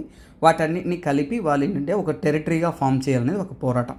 ఆ పోరాటాన్ని ముందుంచి నడిపించేది ఎవరంటే ఖాలిస్తాన్. ఓకేనా. సో దాన్ని ఏమంటారంటే ఖాలిస్తాన్ లిబరేషన్ ఓకేనా, ఖాలిస్తాన్ లిబరేషన్ ఫోర్స్ అనేది దీన్ని ముందుంచి నడిపిస్తూ ఉంది KLF. కానీ ఈ KLF అనేది మన ఇండియా అనేది బ్యాన్ చేసింది. మన ఇండియాలో బ్యాన్డ్ ఆర్గనైజేషన్లు ఇది ఒకటి గుర్తుపెట్టుకోండి. ఈ బ్యాన్డ్ ఆర్గనైజేషన్ అప్పుడు మన ఇండియా ఎలా బ్యాన్ చేస్తుందంటే దీన్ని యాక్చువల్గా అన్లాఫుల్ యాక్టివిటీస్ ప్రివెన్షన్ యాక్ట్ ఒకటి ఉందన్న. So unlawful activities prevention act. ఈ ప్రివెన్షన్ యాక్ట్ ఏదైతే ఉంటుందో సో 1967లో పాస్ చేశారు. ఆ యాక్ట్ని అనుసరించి దీన్ని బ్యాన్ అనేది చేశారు, గవర్నమెంట్ అనేది బ్యాన్ చేశారు. ఇది 2018లోనే స్ట్రిక్ట్గా అనేది దీన్ని బ్యాన్ చేశారు. ఇక్కడ నుంచి ఆర్గనైజేషన్ ఇండియాలో పనిచేయకూడదు, సపరేటిస్ట్ మూమెంట్ అనేది చెప్తుంది. సో నేను మ్యాప్ ఓరియంటెడ్ అని చెప్పాను కాబట్టి I will show the map of your Khalistan. So students ఒక్కసారిగా మీరు చూసుకోండి, మీకు ఐడియా ఉంటుంది ఖాలిస్తాన్ అనేది ఏ ప్రాంతాన్ని. సో ఇక్కడ చూడండి, యాక్చువల్గా ఇక్కడ నుంచి మన ఇండియన్ బార్డర్ అనేది ఇలా వస్తుందన్న. సో బట్ ఇక్కడ వాళ్ళు అడుగుతుంది ఏంటంటే సో ఇలా వస్తుంది మన ఇండియన్ బార్డర్. అలా కాకుండా పాకిస్తాన్లో ఉంటున్న కొంత భాగం ఓకేనా, పాకిస్తాన్లో కొంత భాగము, అలాగే ఇక్కడ హర్యానా, హిమాచల్, జమ్మూ అండ్ కాశ్మీర్ కొంత భాగం అన్నింటినీ కలుపుకునేసి సిక్కులు నేటివ్ ప్లేస్ అంతకుముందు ఉంటున్న వాళ్ళ యొక్క ఓల్డ్ ఆరిజిన్ ఓకేనా సిక్ రాజ్యం కింగ్డమ్ ఏదైతే ఉంటుందో వాళ్ళకంటూ ఒక దేశంగా ఫామ్ చేసుకోవాలి అనే దానికోసం ఈ ఖాలిస్తాన్ తిరుగుబాటు అనేది చేస్తూ ఉన్నారనమాట. దిస్ ఇస్ దేర్ పర్సెప్షన్ ఓకేనా, that is what. So next ఏంటంటేనన్నా సో ఇక్కడ చూడండి, ఇది రీడబుల్ ఆర్టికల్ ఒకసారిగా చూసుకుందాం. ఇది ఒక స్టడీ అనేది చెప్తుంది. ఏంటంటేనన్నా గెస్టేషనల్ డయాబెటీస్ అంటారు. అంటే ఏంటంటేనన్నా ప్రెగ్నెంట్ ఉమెన్ వాళ్ళ యొక్క ప్రెగ్నెంట్ స్టేజ్లో ఉంటున్నప్పుడు అలాంటి సమయంలో వారికి సో కాల్డ్ డయాబెటీస్ అనేది డయాగ్నైజ్ అవుతుంది. సో దాన్నే గెస్టేషనల్ డయాబెటీస్ అన్నారు. దాన్ని త్వరగా మనం కనుక్కొని ప్రాపర్గా ట్రీట్మెంట్ చేశామంటే అది పిల్లలకి ఇంకా బెనిఫిట్ అవుతుందని స్టడీ చెప్తుంది. సో అసలు స్టడీ ఏం చెప్తుందో మనం చూస్తాం. ఓకేనా. సో ఇక్కడ తీసుకున్నారు అంటే ఎర్లీ డయాగ్నోస్టిక్స్, త్వరగా కానీ ఎర్లీగా మనము ఈ గెస్టేషనల్ డయాబెటీస్ సో అంటే ఏంటి, సో వారి యొక్క ప్రెగ్నెన్సీ టైంలో వస్తున్న డయాబెటీస్ని మనం గెస్టేషనల్ డయాబెటీస్ అంటాం. సో వాటిని కానీ ఎర్లీగా ఫైండ్ చేయగలిగామంటే సో అడిషనల్ ప్రొటెక్షన్, సో ఇక్కడ ఏంటి additional protection for the babies and mother for the pregnancy. So చూడండి, ఎవరికైనా కానీ గెస్టేషనల్ డయాబెటిక్స్ ఉన్నాయంటే నార్మల్ డెలివరీ ఒక ప్రాబ్లం అవుతుంది. తర్వాత ప్రెగ్నెన్సీ రిలేటెడ్ ఇష్యూస్ అనేది చాలా ఎక్కువ అవుతుంది. ముందుగానే దాన్ని డిటెక్ట్ చేసి దాన్ని మనము ప్రాపర్గా ట్రీట్మెంట్ చేసామంటే తర్వాత ఏంటంటే ఆ ప్రెగ్నెన్సీ రిలేటెడ్ రిస్క్స్ అనేది చాలా తగ్గుతుందనేది చెబుతూ ఉన్నారు. సో అలాగే రీసెంట్గా కూడా ఆస్ట్రియా, స్వీడన్, ఇండియా, అలాగే ఆస్ట్రేలియా ఇక్కడంతా కూడా ఏంటంటే వారు ఈ యొక్క స్టడీ TOBOGM ద్వారా స్టడీ చేస్తే సో అందులో ఏంటంటే ఈ గెస్టేషన్ డయాబెటిక్స్ని ముందుగానే కనుగొని ప్రాపర్గా కేర్ తీసుకొని ట్రీట్మెంట్ చేసిన తర్వాత ప్రెగ్నెన్సీ రిలేటెడ్ కాంప్లెక్సిటీస్ అనేది తగ్గుతున్నాయి అనేది చెప్తున్నాను. సో అలాగే ఏంటంటేనన్నా సో ఇక్కడ చూసుకోవచ్చు మనం ఏంటంటేనన్నా సో డీమ్ టు బీ ఓకేనా evidence for new evidence of those deem to be at high risk. అంటే ఒకవేళ లేటర్ స్టేజెస్లో అంటే ఈ గెస్టేషన్ డయాబెటీస్ అనేది త్వరగా కాకుండా లేట్గా అనేది కనుగొన్నారు అంటే అప్పుడు అది చాలా రిస్కీ అనేది వాళ్ళు చెప్తున్నారు. ప్రెగ్నెన్సీ రిలేటెడ్ కాంప్లికేషన్స్ అంతా కూడా ఈ గెస్టేషన్ డయాబెటీస్లో చాలా చాలా చాలా హై నాన్న. సో ఇంకొకటి ఏంటంటే గెస్టేషనల్ డయాబెటీస్ అనేది సో ప్రెగ్నెన్సీ తర్వాత అనేది ఉండదు, తర్వాత ఏంటంటే ఇది చాలా వరకు రెడ్యూస్ అయిపోతుంది. సో దీని గురించి డయాబెటీస్ గురించి చాలా విషయాలు నేను మీకు మనం ఇంతకుముందు తీసున్నాము. మన ఎవరైతే రెగ్యులర్ కరెంట్ అఫైర్స్ అటెండ్ అవుతున్నారో లైవ్ కరెంట్ అఫైర్స్ వాళ్ళకు కూడా చెప్పున్నాను. సో ఇక్కడ ఒకసారి కావాలంటే చెప్తాను సింపుల్గా డయాబెటీస్. ఓకేనా. సో డయాబెటీస్ అంటే ఏంటంటే మన బ్లడ్లో సో చూడండి మన బ్లడ్లో ఏంటంటే గ్లూకోజ్ లెవెల్ అనేది ఎక్కువైపోతూ ఉంటుంది అంతే. ఓకేనా. సో దాన్ని అలాగే ఏంటంటే ఈ డయాబెటీస్ అనేది ఒక నాన్ కమ్యూనికబుల్ డిసీజ్. దీని గురించి 2 days బ్యాక్ కరెంట్ అఫైర్స్లో డిస్కస్ చేసాం. నాన్ కమ్యూనికబుల్ డిసీజ్ అంటే ఒకరి నుంచి ఇంకొకరికి వ్యాపింపడం అనేది జరుగుతుంది. ఇది ముఖ్యంగా ఏంటంటే మన ప్యాంక్రియాస్ ఏదైతే ఉంటుందో ప్యాంక్రియాస్ అనేది ఇన్సులిన్ ప్రొడ్యూస్ చేయనప్పుడు ఓకేనా ఇన్సులిన్ అనేది నాట్ ప్రొడ్యూస్డ్ అంటే ఇన్సులిన్ ప్రొడ్యూస్ చేయనప్పుడు అలాంటప్పుడు మనకి వస్తుందన్నమాట. సో ముఖ్యంగా ఇన్సులిన్ అంటే ఏంటి, ఇన్సులిన్ అనేది మన బ్లడ్ షుగర్ ఓకేనా మన బ్లడ్లో ఉండే షుగర్ కానీ గ్లూకోజ్ కానీ దాన్ని కంట్రోల్ చేసే ఒక ఎంజైమ్ ఓకేనా కంట్రోల్ చేసే ఒక ఎంజైము. కాకపోతే ఏంటంటేనన్నా సో ఇక్కడ ఎప్పుడైతే ప్యాంక్రియాస్ దీన్ని ప్రొడ్యూస్ చేయదో అప్పుడు ఈ కంట్రోల్ తప్పిపోయి మన బాడీలో so called blood glucose level అనేది పెరుగుతుంది. సో ఇందులో మనకి జనరల్గా టైప్ 1 ఉంటుంది, తర్వాత టైప్ 2 ఉంటుంది. టైప్ 1 అనేది మనం ముఖ్యంగా ఏంటంటే జువెనియల్ టైప్ 1లో ముఖ్యంగా జువెనైల్ డయాబెటీస్ అంటే చిన్నపిల్లలకు వస్తుంది. ఈ జువెనైల్ డయాబెటీస్ అనేది చాలా వరకు మనం తీసుకున్నామంటే 14-16 ఏళ్ళు ఆ మధ్య వయసులో అంటే చాలా చిన్నపిల్లలకు అనేది వస్తుంది. అలాగే ఇందులో ఏంటంటే టైప్ 1లో ఏంటంటే నో ఆర్ వెరీ లెస్ అంటే చూడండి ఖచ్చితంగా ఏంటంటే మనకి అసలు యొక్క ఇన్సులిన్ ప్రొడ్యూసు కాదు, లేదంటే చాలా చాలా తక్కువ అనేది ఇన్సులిన్ అనేది ప్రొడ్యూస్ అవుతుంది. సో అంటే ఏంటంటే ఖచ్చితంగా వాళ్ళకి ఏంటంటే సో ఇంజెక్షన్ రూపంలోనో ఓకేనా ఇంజెక్షన్ రూపంలోనో ఇతర మెథడ్స్లోనో మనం ఏంటంటే ఇన్సులిన్ అనేది వేయాల్సి వస్తుంది ఓకేనా. సో అలాగే ఇది one of the critical form of diabetics. తర్వాత టైప్ 2 ఉంటుంది, అది కామన్. టైప్ 2 అనేది కామన్గా ఉంటున్న ఒక డయాబెటీస్ చాలామందికి ఉంటుంది ఓకేనా. సో ఇది ముఖ్యంగా ఏంటంటే ఒబెసిటీ వల్ల ఓకేనా, తర్వాత ఏజ్ చాలా వయసున్న వాళ్ళకి సో రిలేటెడ్ వాళ్ళందరికీ కూడా ఎక్కువగా వస్తుంది. ఏజ్ రిలేటెడ్గా కరవచ్చు, ఒబెసిటీ వల్ల కరవచ్చు, కానీ మోస్ట్లీ అంటే పిల్లలకి అనేది రాదు. Middle age and old age పీపుల్కి వీళ్ళు వస్తుంది. సో ఇప్పుడు మూడో రకం ఏంటంటేనా సో దాన్నే గెస్టేషనల్ అంటారు ఓకేనా. గెస్టేషనల్ అనేది ఇప్పుడు మనం ఈ యొక్క న్యూస్ ఆర్టికల్లో ఇచ్చిందనమాట. సో ఇది చెప్పడానికి నేను మీకు ఇంత డీటెయిల్గా అనేది ఇవ్వడం జరిగింది. సో గెస్టేషనల్ డయాబెటీస్ అంటే ఏంటంటేనన్నా డ్యూరింగ్ ప్రెగ్నెన్సీ టైంలో మహిళలకు అనేది సో కొన్ని ఎంజైమ్స్ అనేది ప్రొడ్యూస్ అవుతాయి, కొన్ని ఎంజైమ్స్ తక్కువ అవుతాయి. సో అలాంటప్పుడు ఏంటంటేనన్నా సో వీటినే మనం గెస్టేషనల్ డయాబెటీస్ అంటాం. ఏ డయాబెటీస్ అయినా సరే మనకి ఖచ్చితంగా ఏంటంటే బాడీ ఆర్గాన్స్ మీద ఇంపాక్ట్ చేస్తుంది. సో జాగ్రత్తమైన చర్యలు మనం తీసుకోకపోతే ఫ్యూచర్ టర్మ్స్లో it will impact great. So ఇతర ఆర్గాన్స్ని కూడా ఇది డ్యామేజ్ చేసే అవకాశం ఎక్కువ ఉంటుంది కాబట్టి చాలా జాగ్రత్తగా అనేది మెషర్స్ తీసుకోవాల్సిన నెసెసిటీ అనేది ఉంటుంది. ఓకేనా? So okay students, next current affairs చూడండి. ఇక్కడ చాలా వరకు మనం ఏంటంటే మణిపూర్ ఇష్యూ అనేది లాస్ట్ 2 క్లాసెస్లో బిఫోర్ క్లాస్లో అద్భుతంగానే చూసేసాం. సో ఇక్కడ ఏంటంటేనా ఎస్ఐటి ప్రోబ్ అని పెట్టారు. సో ఇప్పుడు మనకేంటంటేనా మీకు జిఎస్ పేపర్ 2లో అసలు ఎస్ఐటి అంటే ఏంటి అనేది మనకు అర్థమవుతుంది. అప్పుడు మనకి ఏంటంటేనా సార్ సిబిఐ ఇలా ఆర్గనైజేషన్స్ ఉన్నాయి కదా, మరి ఎస్ఐటి ఎందుకు అనేది మనకి తెలుస్తుంది. సో ఇప్పుడు దాని గురించి నేను చెప్పబోతున్నాను. సో దాన్నే మనం ఏమంటామంటేనా స్పెషల్ ఇన్వెస్టిగేషన్ టీమ్. ఎస్ఐటి అంటే ఏంటి? స్పెషల్ ఇన్వెస్టిగేషన్ టీమ్ అనేది ఫామ్ చేస్తారు. ఓకేనా? సో ఇప్పుడు మనకేంటంటే ఈ స్పెషల్ ఇన్వెస్టిగేషన్ టీమ్ ఎందుకు ఫామ్ చేస్తారు, ఎవరు ఫామ్ చేస్తారు అనేది మనం తెలుసుకోవాలి. సో ఇక్కడ చూడండి, ఫస్ట్ ఆఫ్ ఆల్ ఏంటంటే ఎస్ఐటి అంటే స్పెషల్ ఇన్వెస్టిగేటివ్ టీమ్. సో అలాగే ఏంటంటే వీరు ముఖ్యంగా ఏంటంటేనా సో దేనికంటే హై ప్రొఫైల్ కేసెస్. సో చూడండి, హై ప్రొఫైల్ కేసెస్ ఏవైతే ఉంటాయో, చాలా సీరియస్గా ఉంటున్న కొన్ని కేసెస్ ఏదైతే ఉంటుందో ఆ హై ప్రొఫైల్ కేసెస్ అంతా కూడా ఒకరిని హెడ్గా పెట్టి, ఓకేనా, సో హెడెడ్ బై ఇండివిజువల్ అంటే ఒక పర్టికులర్ పర్సన్ని, ఓకేనా, హెడ్గా పెట్టి, ఇండివిజువల్ అంటే ఊరికే నార్మల్ అని కాదు, హీల్ బీ క్వాలిఫైడ్, కాకపోతే ఒక పర్సన్ని. సో ముఖ్యంగా ఏంటంటేనన్నా నార్మల్ కాదు, ఆ ఇండివిజువల్ వచ్చేసి హై ర్యాంక్డ్ ఆఫీసర్, ఓకేనా, హై ర్యాంక్డ్ ఆఫీసర్ని అపాయింట్ చేసి సో వారిని ఏంటంటేనన్నా సో ఇలా ఏంటంటే హై ప్రొఫైల్ కేసులో అనేది వాళ్ళని తీసుకొచ్చి ఆ యొక్క సో కాల్డ్ సిచ్యువేషన్ని స్టడీ చేయడానికి అనేది వారు ఇన్వాల్వ్ అవుతారు.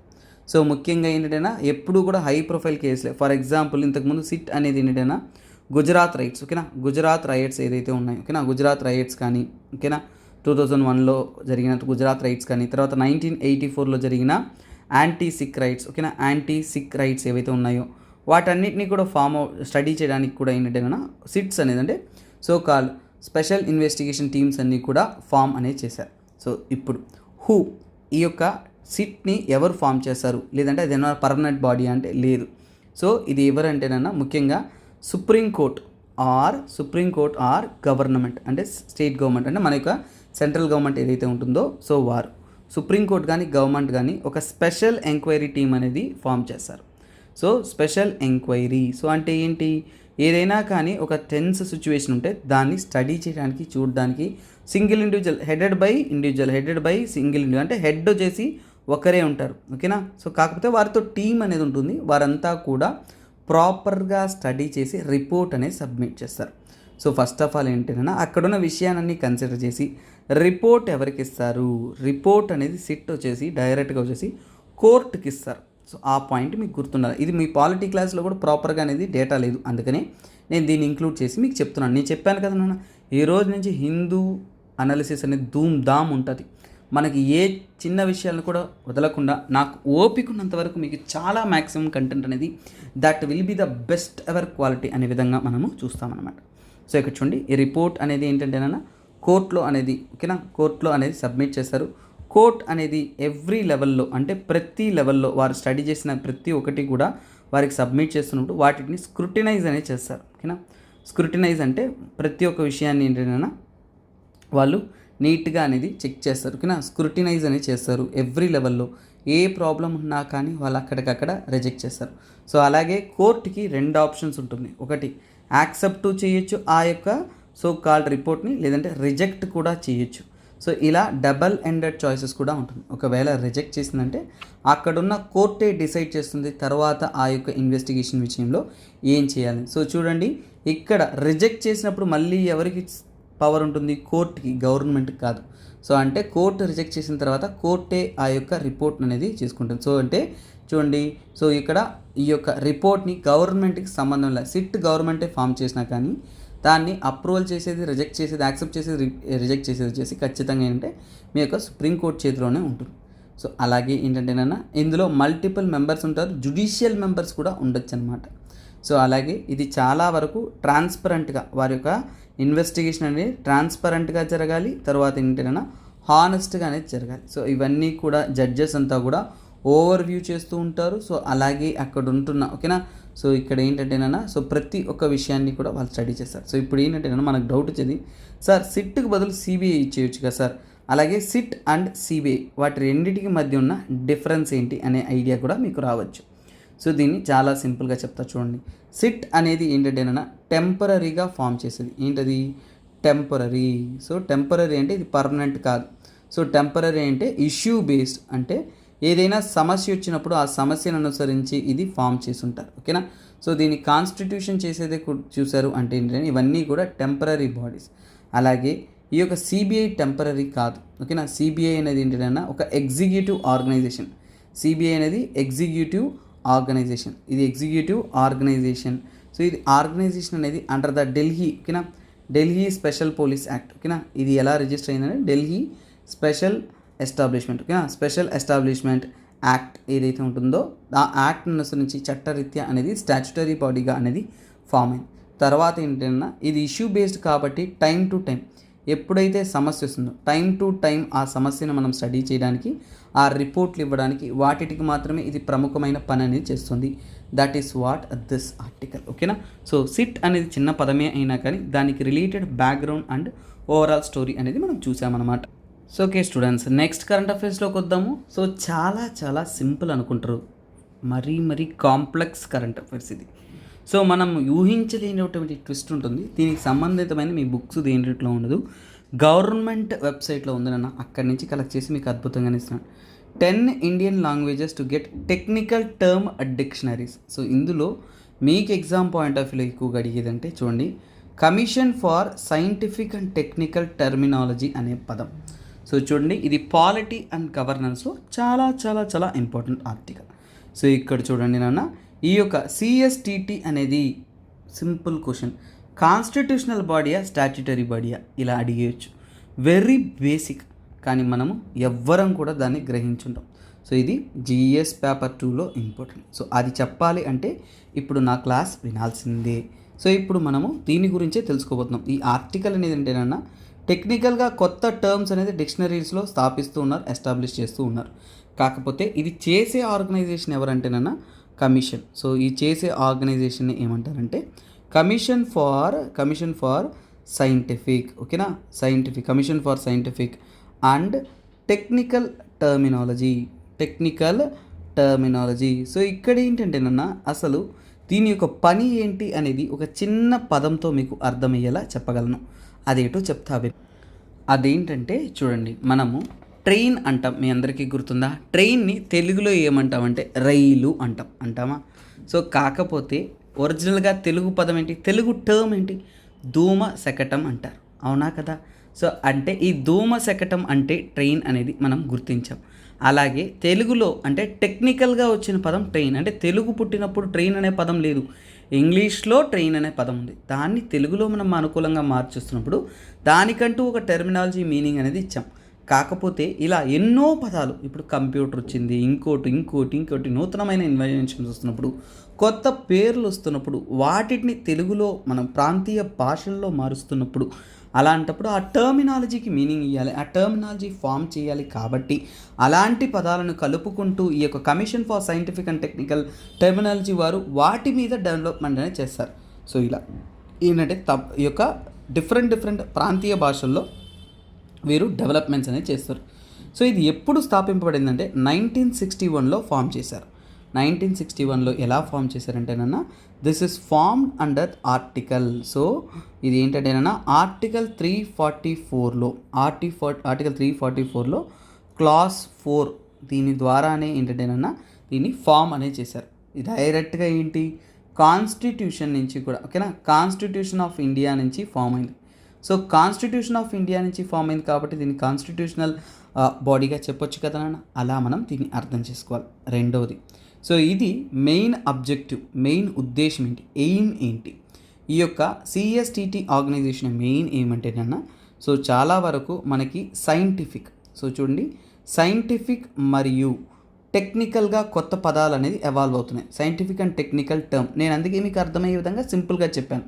ఇప్పుడు ట్రైన్ అంటే ధూమ శకటం అంటే ఒక పదం, అలాగే కంప్యూటర్ ఇంకోటి కొత్త పదాలు. సైంటిఫిక్ అండ్ టెక్నికల్ టర్మ్స్ వస్తున్నప్పుడు వాటిని మన ప్రాంతీయ భాషల్లో అంటే ఏంటంటే ముఖ్యంగా హిందీ, ఇంకా చెప్పాలి అంటే అండ్ ఆల్ ఇండియన్ లాంగ్వేజెస్, ఇతర ఇండియన్ లాంగ్వేజెస్ అన్నిట్లో కూడా వాటికంటూ ఒరిజినల్గా ఏంటంటేనా ఏ నేమ్స్ ఇస్తే బాగుంటుంది, ఏ నేమ్స్ అనేది వాటికి క్రియేట్ చేయాలి అనే విషయాన్ని వాళ్ళు అద్భుతంగా అనేది రూపొందించారు. సో ఇది ఎవరికి అండర్లో డైరెక్ట్గా ఫంక్షనింగ్ అవుతుందంటే మినిస్ట్రీ ఆఫ్ ఎడ్యుకేషన్ అండర్లో అనేది ఇది ఫామ్ అవుతుందన్నమాట. ఒకవేళ నా క్లాస్ స్లో అనిపించిందంటే మీరు యూట్యూబ్లో ఇక నుంచి కొద్దిగా ఫాస్ట్గా ఫార్వర్డ్లో పెట్టుకొని కూడా మీరు 2x కానీ 1.5x కానీ అలా చూసుకొని కూడా చూడొచ్చు. కానీ మోస్ట్లీ ఏంటంటే మనం సఫిషియెంట్ టైంలోనే పోతూ ఉన్నాం. మినిస్ట్రీ ఆఫ్ ఎడ్యుకేషన్లో న్యూ ఢిల్లీలో అనేది దీన్ని ఫామ్ అనేది చేశారు. సో అలాగే ఇది ఇక్కడ హెడ్ క్వార్టర్స్ ఉంటుంది, చాలా చాలా క్రూషియల్. సో చాలా వరకు హయ్యర్ ఎడ్యుకేషన్, సో ఇది హయ్యర్ ఎడ్యుకేషన్లో అన్ని ఎడ్యుకేషన్ సిస్టంలోనూ వీరు వర్క్ అనేది చేస్తారు. ఇప్పుడు టర్మినాలజీ అనేటప్పుడు మీకు అర్థమైపోతుంది. సో అలాగే వీళ్ళు ఏంటంటేనన్నా ఇండియాలో ముఖ్యంగా ఏంటంటేనన్నా సో నేషనల్ టర్మినాలజీ ఫామ్ చేస్తారు. అంటే నేషనల్ టర్మినాలజీ అంటే ఇండియా వైడ్ ఉంటున్న కొన్ని పదాలకు అనేది ముఖ్యమైన టెర్మినాలజీస్ అన్నింటినీ కూడా డెవలప్ చేయడానికి నేషనల్ టెర్మినాలజీ అనేది వాళ్ళు ప్రిపేర్ చేస్తారు, దాన్ని రెడీ చేస్తారు. ఆ రెడీ చేసిన దాన్ని ఏంటంటేనన్నా పబ్లికేషన్ కూడా చేస్తారు. సో పబ్లికేషన్ చేసేటప్పుడు ఏంటంటేనన్నా ఖచ్చితంగా ఏంటంటేనన్నా జర్నల్స్ రూపంలో అనేది వారు పబ్లిష్ చేస్తారు. సో ఇప్పుడు మీకు చాలా చాలా ఇంపార్టెంట్, ఎందుకంటేనన్నా ఈ జర్నల్స్ అనేది చాలా వరకు ఎడ్యుకేషన్ సిస్టంలో చూడండి, ఎడ్యుకేషన్ సిస్టంలో ఏంటంటేనన్నా ప్రతి ఒక్క స్థాయిలో మనకి యూజీసీ తీసుకోండి, యూనివర్సిటీస్లో, అలాగే టెక్స్ట్ బుక్స్లలో, అంటే ఇప్పుడు ఈ పదం నేను ధూమశకటం పదం వాడానా, సో తెలుగు పుస్తకాల లాంటి పదాన్ని వాడాలంటే ఇలాంటి వీరు తయారు చేసిన తర్వాత వీటిని రెఫరెన్స్గా తీసుకొని వాళ్ళు మారుస్తూ ఉంటారనమాట. తర్వాత స్కూల్స్లో, కాలేజెస్లో ఎన్నో విషయాల్లో గవర్నమెంట్ తీసుకొస్తున్న మార్పుల్లో రీజనల్ లాంగ్వేజ్ ప్రమోషన్స్లో అనేది ఇవి చాలా వరకు ఇంపార్టెంట్గా అనేది ఉంటుంది. తర్వాత ఏంటంటేనన్నా వీరి యొక్క మెయిన్ ప్లాన్ అనేది చూడండి, అంటే ఈ టర్మినాలజీస్ అంతా కూడా నేషనల్ ట్రాన్స్లేషన్. సో ముఖ్యంగా ఏంటంటే నేషనల్ ట్రాన్స్లేషన్ మిషన్లో భాగం. అంటే ఏంటంటేనన్నా కొన్ని పదాలను మనము తెలుగు అనువాదానికి మార్చుకోవడానికి, లేదంటే ఇతర భాషల్లో అనువాదానికి మార్చుకోవడానికి వాటికి ఇవి చాలా చాలా ఇంపార్టెంట్ రోల్ అనేది ప్లే చేస్తుంది.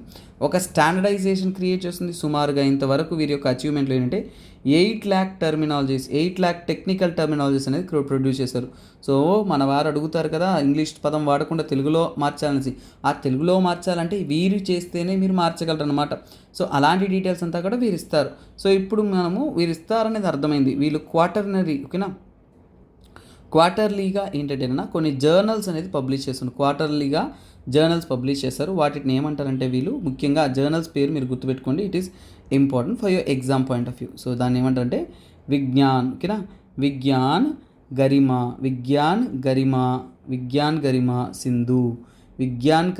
సింధు అంటారు. తర్వాత ఇంకొక జర్నల్ కూడా, 2 జర్నల్స్ వాళ్ళు రిలీజ్ చేస్తారు, దాన్నే జ్ఞాన్ గరిమా సింధు అంటారు. ఈ 2 పదాలు ఏంటంటే ఈ యొక్క CSTT ద్వారా వారు లాంచ్ చేసే జర్నల్స్ అనేది మనం తెలుసుకోవాలన్నమాట. సో రీసెంట్గా న్యూస్లో ఎందుకంటే వీళ్ళు టెక్స్ట్ బుక్స్ వాటన్నిటికీ కూడా ఫార్ములేట్ చేయడం కోసం కొత్తగా అనేది వీళ్ళు ఇవన్నీ తీసుకొచ్చారు. సో అందులో భాగంగా ఏంటంటే మనకి నేషనల్ ఎడ్యుకేషన్ పాలసీ అనేది 2020లో తెచ్చారు.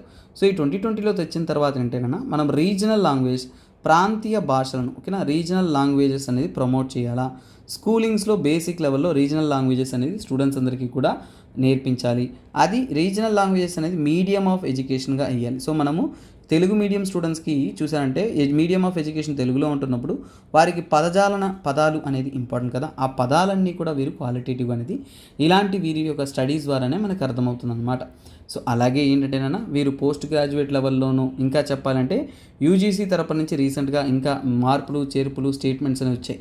ఏమంటున్నారు అంటే ఇక నుంచి ఏంటంటే యూజీసీ తరపు నుంచి UG courses, under graduate courses, PG courses అంతా కూడా మేము త్వరలో రానున్న కాలంలో రీజనల్ లాంగ్వేజెస్లో, ప్రాంతీయ భాషల్లో కూడా లాంచ్ చేస్తాము అనేది చెప్పారు. ఓకేనా.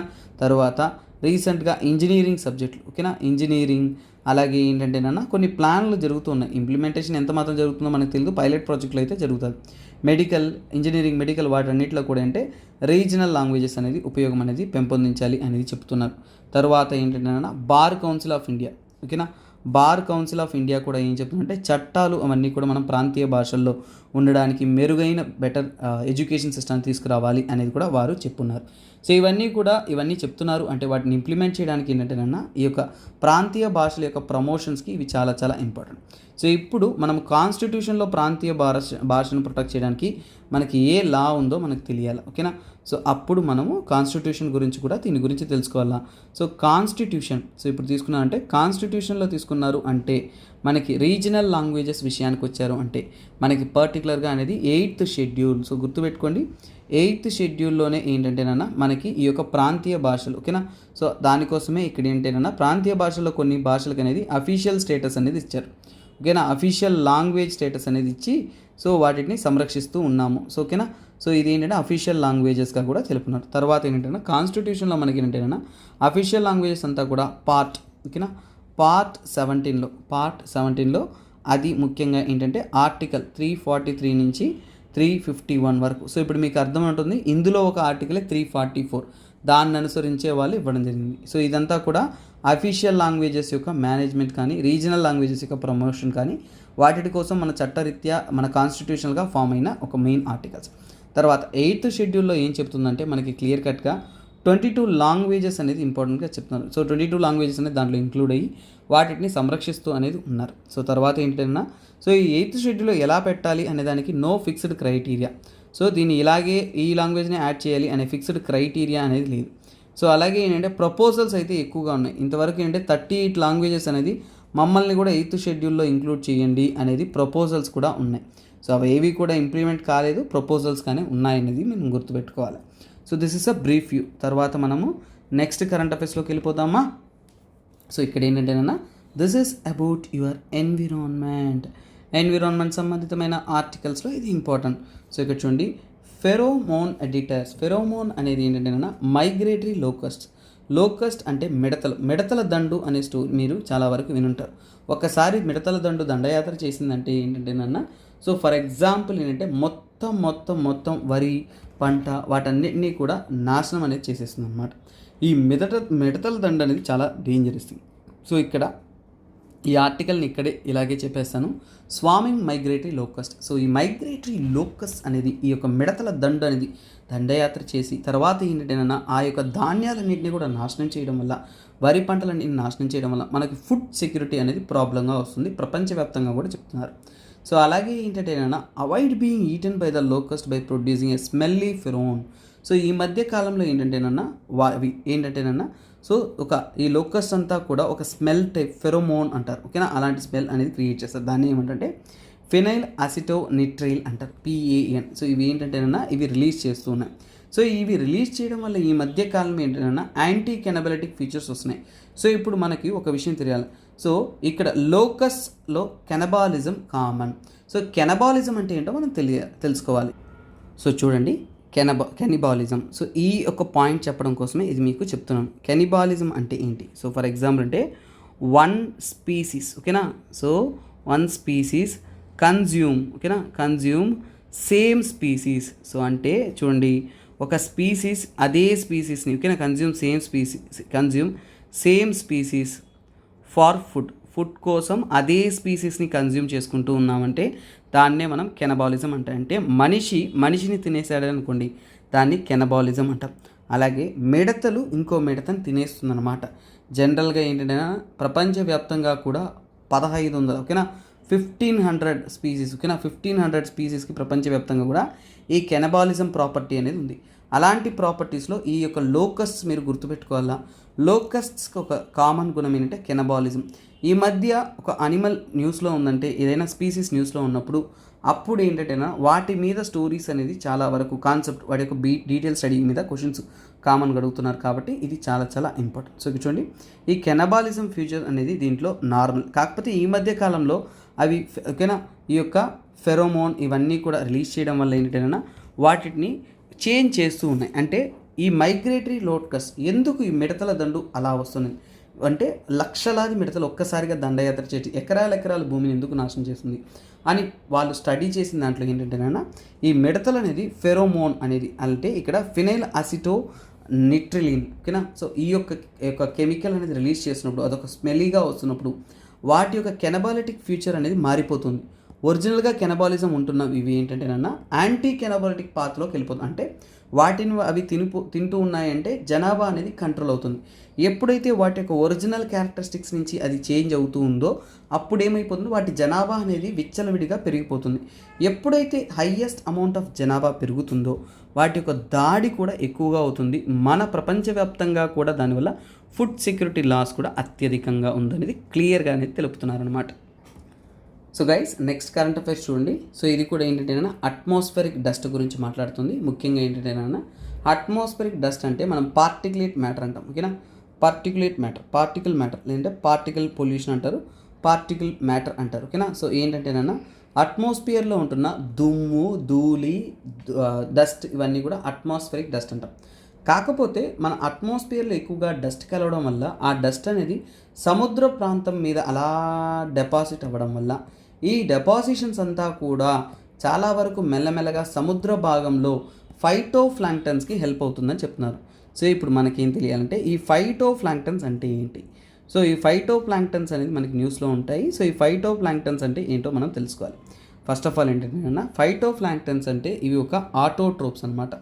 ఆటోట్రోప్స్ అంటే ఏంటి? మళ్ళీ డౌట్ వస్తుంది. ఆటోట్రోప్స్ అంటే తనంతట తాను తన ఫుడ్ని జనరేట్ చేయను. మనకి ఎలాగైతే మన నార్మల్ ప్లేసెస్లో మనకి నార్మల్గా యొక్క ప్లాంట్స్, ట్రీస్ ఏవైతే ఉన్నాయో గ్రీన్ ప్లాంట్స్ అలాగే అంటే ఏంటంటే సెల్ఫ్ ఫీడింగ్.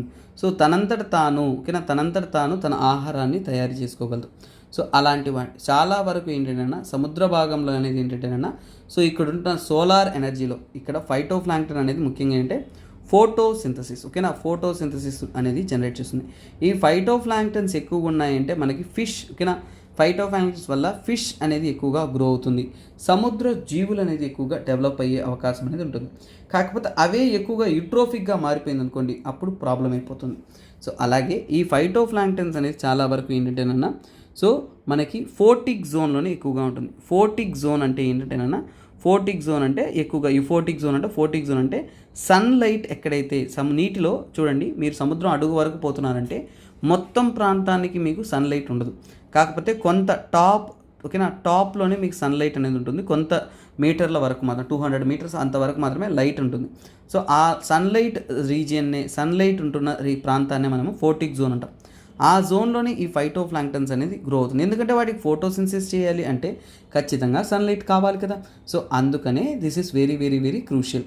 అలాగే ఫైటోప్లాంక్టన్ అనేది సముద్రంలో మాత్రమే ఉంటుందంటే నో, అది మనకి ఫ్రెష్ వాటర్లో ఉంటుంది, మెరైన్ వాటర్ ఎకోసిస్టంలో ఉంటుంది. దట్ ఈస్ వాట్ కార్బన్ సైకిల్ని మెయింటైన్ చేయడానికి, అలాగే మనకి ఎలాగైతే చెట్లు, చీమ ఇవన్నీ ఉంటేనే చాలా జంతువులు బతుకుతున్నాయో అదేవిధంగా నీటి వనరులు, నీటిలో ఉంటున్న సో కాల్డ్ మన యొక్క ఫిషెస్ అవన్నీ సర్వైవ్ అవ్వడానికి కూడా వీటి యొక్క రోల్ అనేది చాలా ఇంపార్టెంట్ అనేది ప్లే చేస్తుంది అనమాట. This is the beautiful session that you had నన్న. సో అలాగే నెక్స్ట్ ఫైనల్ ఆర్టికల్ అనేది ఈరోజు నేను హిందూలో లాస్ట్లో చూశాను. One of the proudest thing. So even I had visited this one అన్న. సో ఇక్కడ చెన్నైలో ఆఫీసర్స్ ట్రైనింగ్ అకాడమీ నేనే పర్సనల్గా ఒకసారిగా వెళ్ళున్నాను. సో ఇక్కడ ఏంటంటే నన్న రీసెంట్గా అనేది ఆఫీసర్స్ ట్రైనింగ్ అకాడమీలో ఉంది ఓన్లీ ఫీమేల్. ఓకేనా, so only female first time in the history army women from officer training academy. So చూడండి, ఆర్టిలరీ ఆర్మ్స్లో ఫస్ట్ టైం అనేది ఓన్లీ ఉమెన్ కంటింజెంట్గా అనేది వాళ్ళు యాడ్ చేయబోతున్నారు. సో ఆర్మీస్ రెజిమెంట్ అనేది ఒకటి రెడీ చేస్తున్నారు ఆర్టిలరీలో. సో ఓన్లీ ఉమెన్గా అనేది వారు ఇండక్ట్ చేస్తూ ఉన్నారు. సో అలాగే చూసుకున్నారండి, ఆర్మీలో ఏంటంటే ఆఫీసర్ క్యాడర్స్లో 1992 నుంచే కూడా మహిళల్ని ఇంక్లూడ్ చేసినా సరే రీసెంట్గా అనేది ఒక సపరేట్ ఒక రెజిమెంట్ అనేది రెడీ అవుతుంది, ఓన్లీ మహిళలతో ఫామ్ అవుతూ ఉంది. సో వారు ఏంటంటేనన్నా ఇంక్లూడ్ అనేది చేయబోతున్నారు. So that is one great thing. ఈ ఇమేజ్ అనేది ఏం చూపిస్తుందంటే ఎలా ఓన్లీ మహిళల యొక్క రెజిమెంట్ అనేది ట్రైన్ అవుతూ ఉన్నారు అనే దాన్ని చూపిస్తుంది. సో కొన్ని ప్లేసెస్ మనకి విజిట్ చేస్తుంటేనే అలా గూస్ పంప్ వస్తుంది. అలాగే కొన్ని ప్లేసెస్, కొన్ని విషయాల గురించి చదివితేనే మనకి చాలా వరకు ఇంట్రెస్టింగ్ ఉంటుంది. అందులో ఇది ఒకటి నాన్న. సో చాలామంది గర్ల్స్ సక్సెస్ అవ్వాలనుకుంటారు, ఎన్నో ప్రాబ్లమ్స్ గురించి మాట్లాడుతూ ఉంటారు, ఎన్నో ఇబ్బందుల గురించి మాట్లాడుతుంటారు. వారందరికీ నేను చూపించాలి అనుకున్నది వీళ్ళనేనన్నా. సో చూడండి, ఎంత కఠినమైన శిక్షణ, ఎంత కఠినమైన ట్రైనింగ్ అన్నీ పొందుతూ ఉంటారు. మీరు ఒకసారి చూడొచ్చు, పొద్దున 5 గంటలకు లేచి ఆర్మీ ట్రైనింగ్ అంటే మామూలు విషయం కాదు. అంత కఠినమైన విషయాలు చేసి మన దేశం కోసం పోరాడాలనేసి ఎంతో మహిళలు అనేది ఈ పొజిషన్లో వచ్చి పోరాడుతున్నప్పుడు మీరు మీ లైఫ్లో ఉన్న ప్రాబ్లమ్స్ని చెప్పుకుంటూ మీరు తప్పించుకోవడం అనేది కరెక్ట్ కాదు. మీరంతా కూడా గొప్ప సక్సెస్ అయ్యి మీ సక్సెస్ని ప్రపంచానికి చాటి చెప్పి మీరు ఎవరికంటే కూడా ఎందుకంటే కూడా తక్కువ కాదనేది మీ ప్రపంచానికి మీరు పరిచయం చేయాలన్న. So this image I dedicate to the hard fighting UPSC persons of girls కోసం నాన్న. సో తర్వాత ఏంటంటే నాన్న, ఇంకో ఇంపార్టెంట్ థింగ్ ఏంటంటే ఇక్కడ చూడండి, నేను ఇక్కడ నుంచి హిందూ అనాలిసిస్ అనేది అద్భుతంగా డీటెయిల్గా టు ద కోర్ అనేది అందిస్తాను. కాకపోతే ఈ కరెంట్ అఫైర్స్ మాత్రమే కాకుండా ఇక్కడ క్వాలిటీ మీకు అర్థమవుతుంది ఎలా టీచ్ చేస్తున్నాను.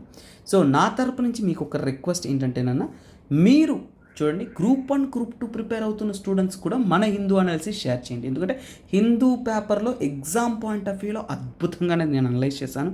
కాకపోతే ప్రజల వద్దకు తీసుకెళ్ళడానికి నాకున్న సపోర్ట్ మీరేనన్నా. ఎప్పుడూ కూడా ఒక టీచర్కి స్ట్రెంగ్త్ ఎవరు ఉంటారంటే స్టూడెంట్స్. సో మీరు నాతో ఉన్నారు అంటే కమెంట్ చేయండి, అలాగే షేర్ చేయండి. లెట్స్ హిట్ క్విక్లీ 1 lakh అన్న. మన ఎల్టీఎక్స్ ఫ్యామిలీ అనేది మనం త్వరగా 1 lakh అనేది హిట్ చేయాలి.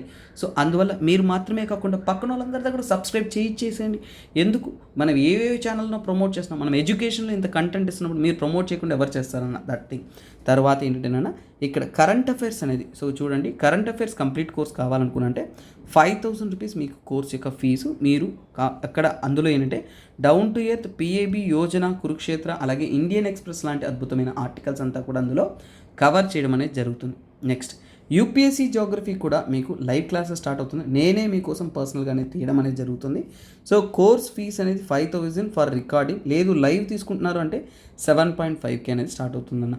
రేపు అనగా 8th May నుంచి కూడా మన క్లాసెస్ అనేది రెగ్యులర్గా జరుగుతూ ఉంటుంది. ఇయర్ లాంగ్ అంటే 2024లో యూపీఎస్సీ అటెంప్ట్ చేసిన ప్రతి ఒక్కరికి కూడా ఈ క్లాసెస్ అనేది టార్గెట్ చేసి ప్రిలిమ్స్ అండ్ మెయిన్స్ లెవెల్లో డీటెయిల్గా కాంప్రహెన్సివ్గా మనం ప్రొసీడ్ అనేది అవుతాం. సో ఈరోజు యొక్క ఎంసీక్యూ చూసేద్దాం అన్న. సో ఎక్కడున్న ఎంసీక్యూ నేను కూడా వెతకాలి. Yeah, this is it. So ఇక్కడ చూడండి G20 అనేది న్యూస్లో హల్చల్ రేపుతుంది. ఆల్రెడీ G20 గురించి 2022లో యూపీఎస్సీ క్వశ్చన్ అడిగేశారు. సో అప్పుడు మీకు ఇది ఆన్సరింగ్ ఈజీయే. సో కైండ్లీ గైస్, సో ఈ క్వశ్చన్ని పాస్ చేసుకుని చూసి కరెక్ట్ అయిన ఆన్సర్ అనేది మీరు కమెంట్ చేయండి. పర్లేదు, తప్పైనా పర్లా, నెక్స్ట్ క్లాస్లో దానికంటూ మీకు ఎక్స్ప్లెనేషన్ అనేది ఇస్తాను కాబట్టి దట్ ఇస్ వెల్ అనుకుంటా.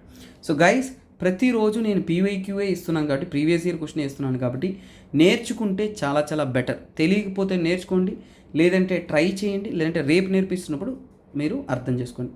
ఇక్కడ నుంచి మనకి టైం లిమిట్ తీసేస్తారన్న. You need to feel happy for this. ఎందుకంటే నేను ఇంకా ఎక్కువ కరెంట్ అఫైర్స్ మన హిందూలో కవర్ చేస్తున్నాను. నా ప్రయత్నం ఏంటంటే మీరు ఇండియాలో ఎక్కడికి వెళ్ళినా కానీ this is the best Hindu analysis for UPSC అనే విధంగా ప్రతి కంటెంట్ కూడా మనము స్లో లెర్నర్స్ నుంచి కూడా స్టార్టింగ్ లెర్నర్స్ నుంచి కూడా ప్రతి ఒక్కరిని కాన్సన్ట్రేట్ చేస్తూ అందించాలని నా భావన. కాకపోతే నా యొక్క ఈ ఆలోచనకి మీరు సపోర్ట్ చేస్తున్నారంటే kindly keep commenting. Bye bye, take care. This is me, SPR, signing off. Have a nice day. First of all ఇంకొక విషయం అన్న, హిందూ అనాలిసిస్ అంటే ఈజీ టాస్క్ కాదు. అలాగే మీకు బ్యాక్గ్రౌండ్, ఫార్వర్డ్, ఓల్డ్, న్యూ అన్ని స్టోరీస్ కలెక్ట్ చేసి మీకు అద్భుతమైన కంటెంట్ ఇవ్వడంలో నేను ఎప్పుడూ కూడా వెనకాడను. Thank you. ఆల్రెడీ ఎవరెవరంతా పాజిటివ్ సపోర్ట్ చేస్తున్నారో అందరికీ కూడా నా hearty thanks. I also wish for your greater success. Bye bye, take care, have a nice day.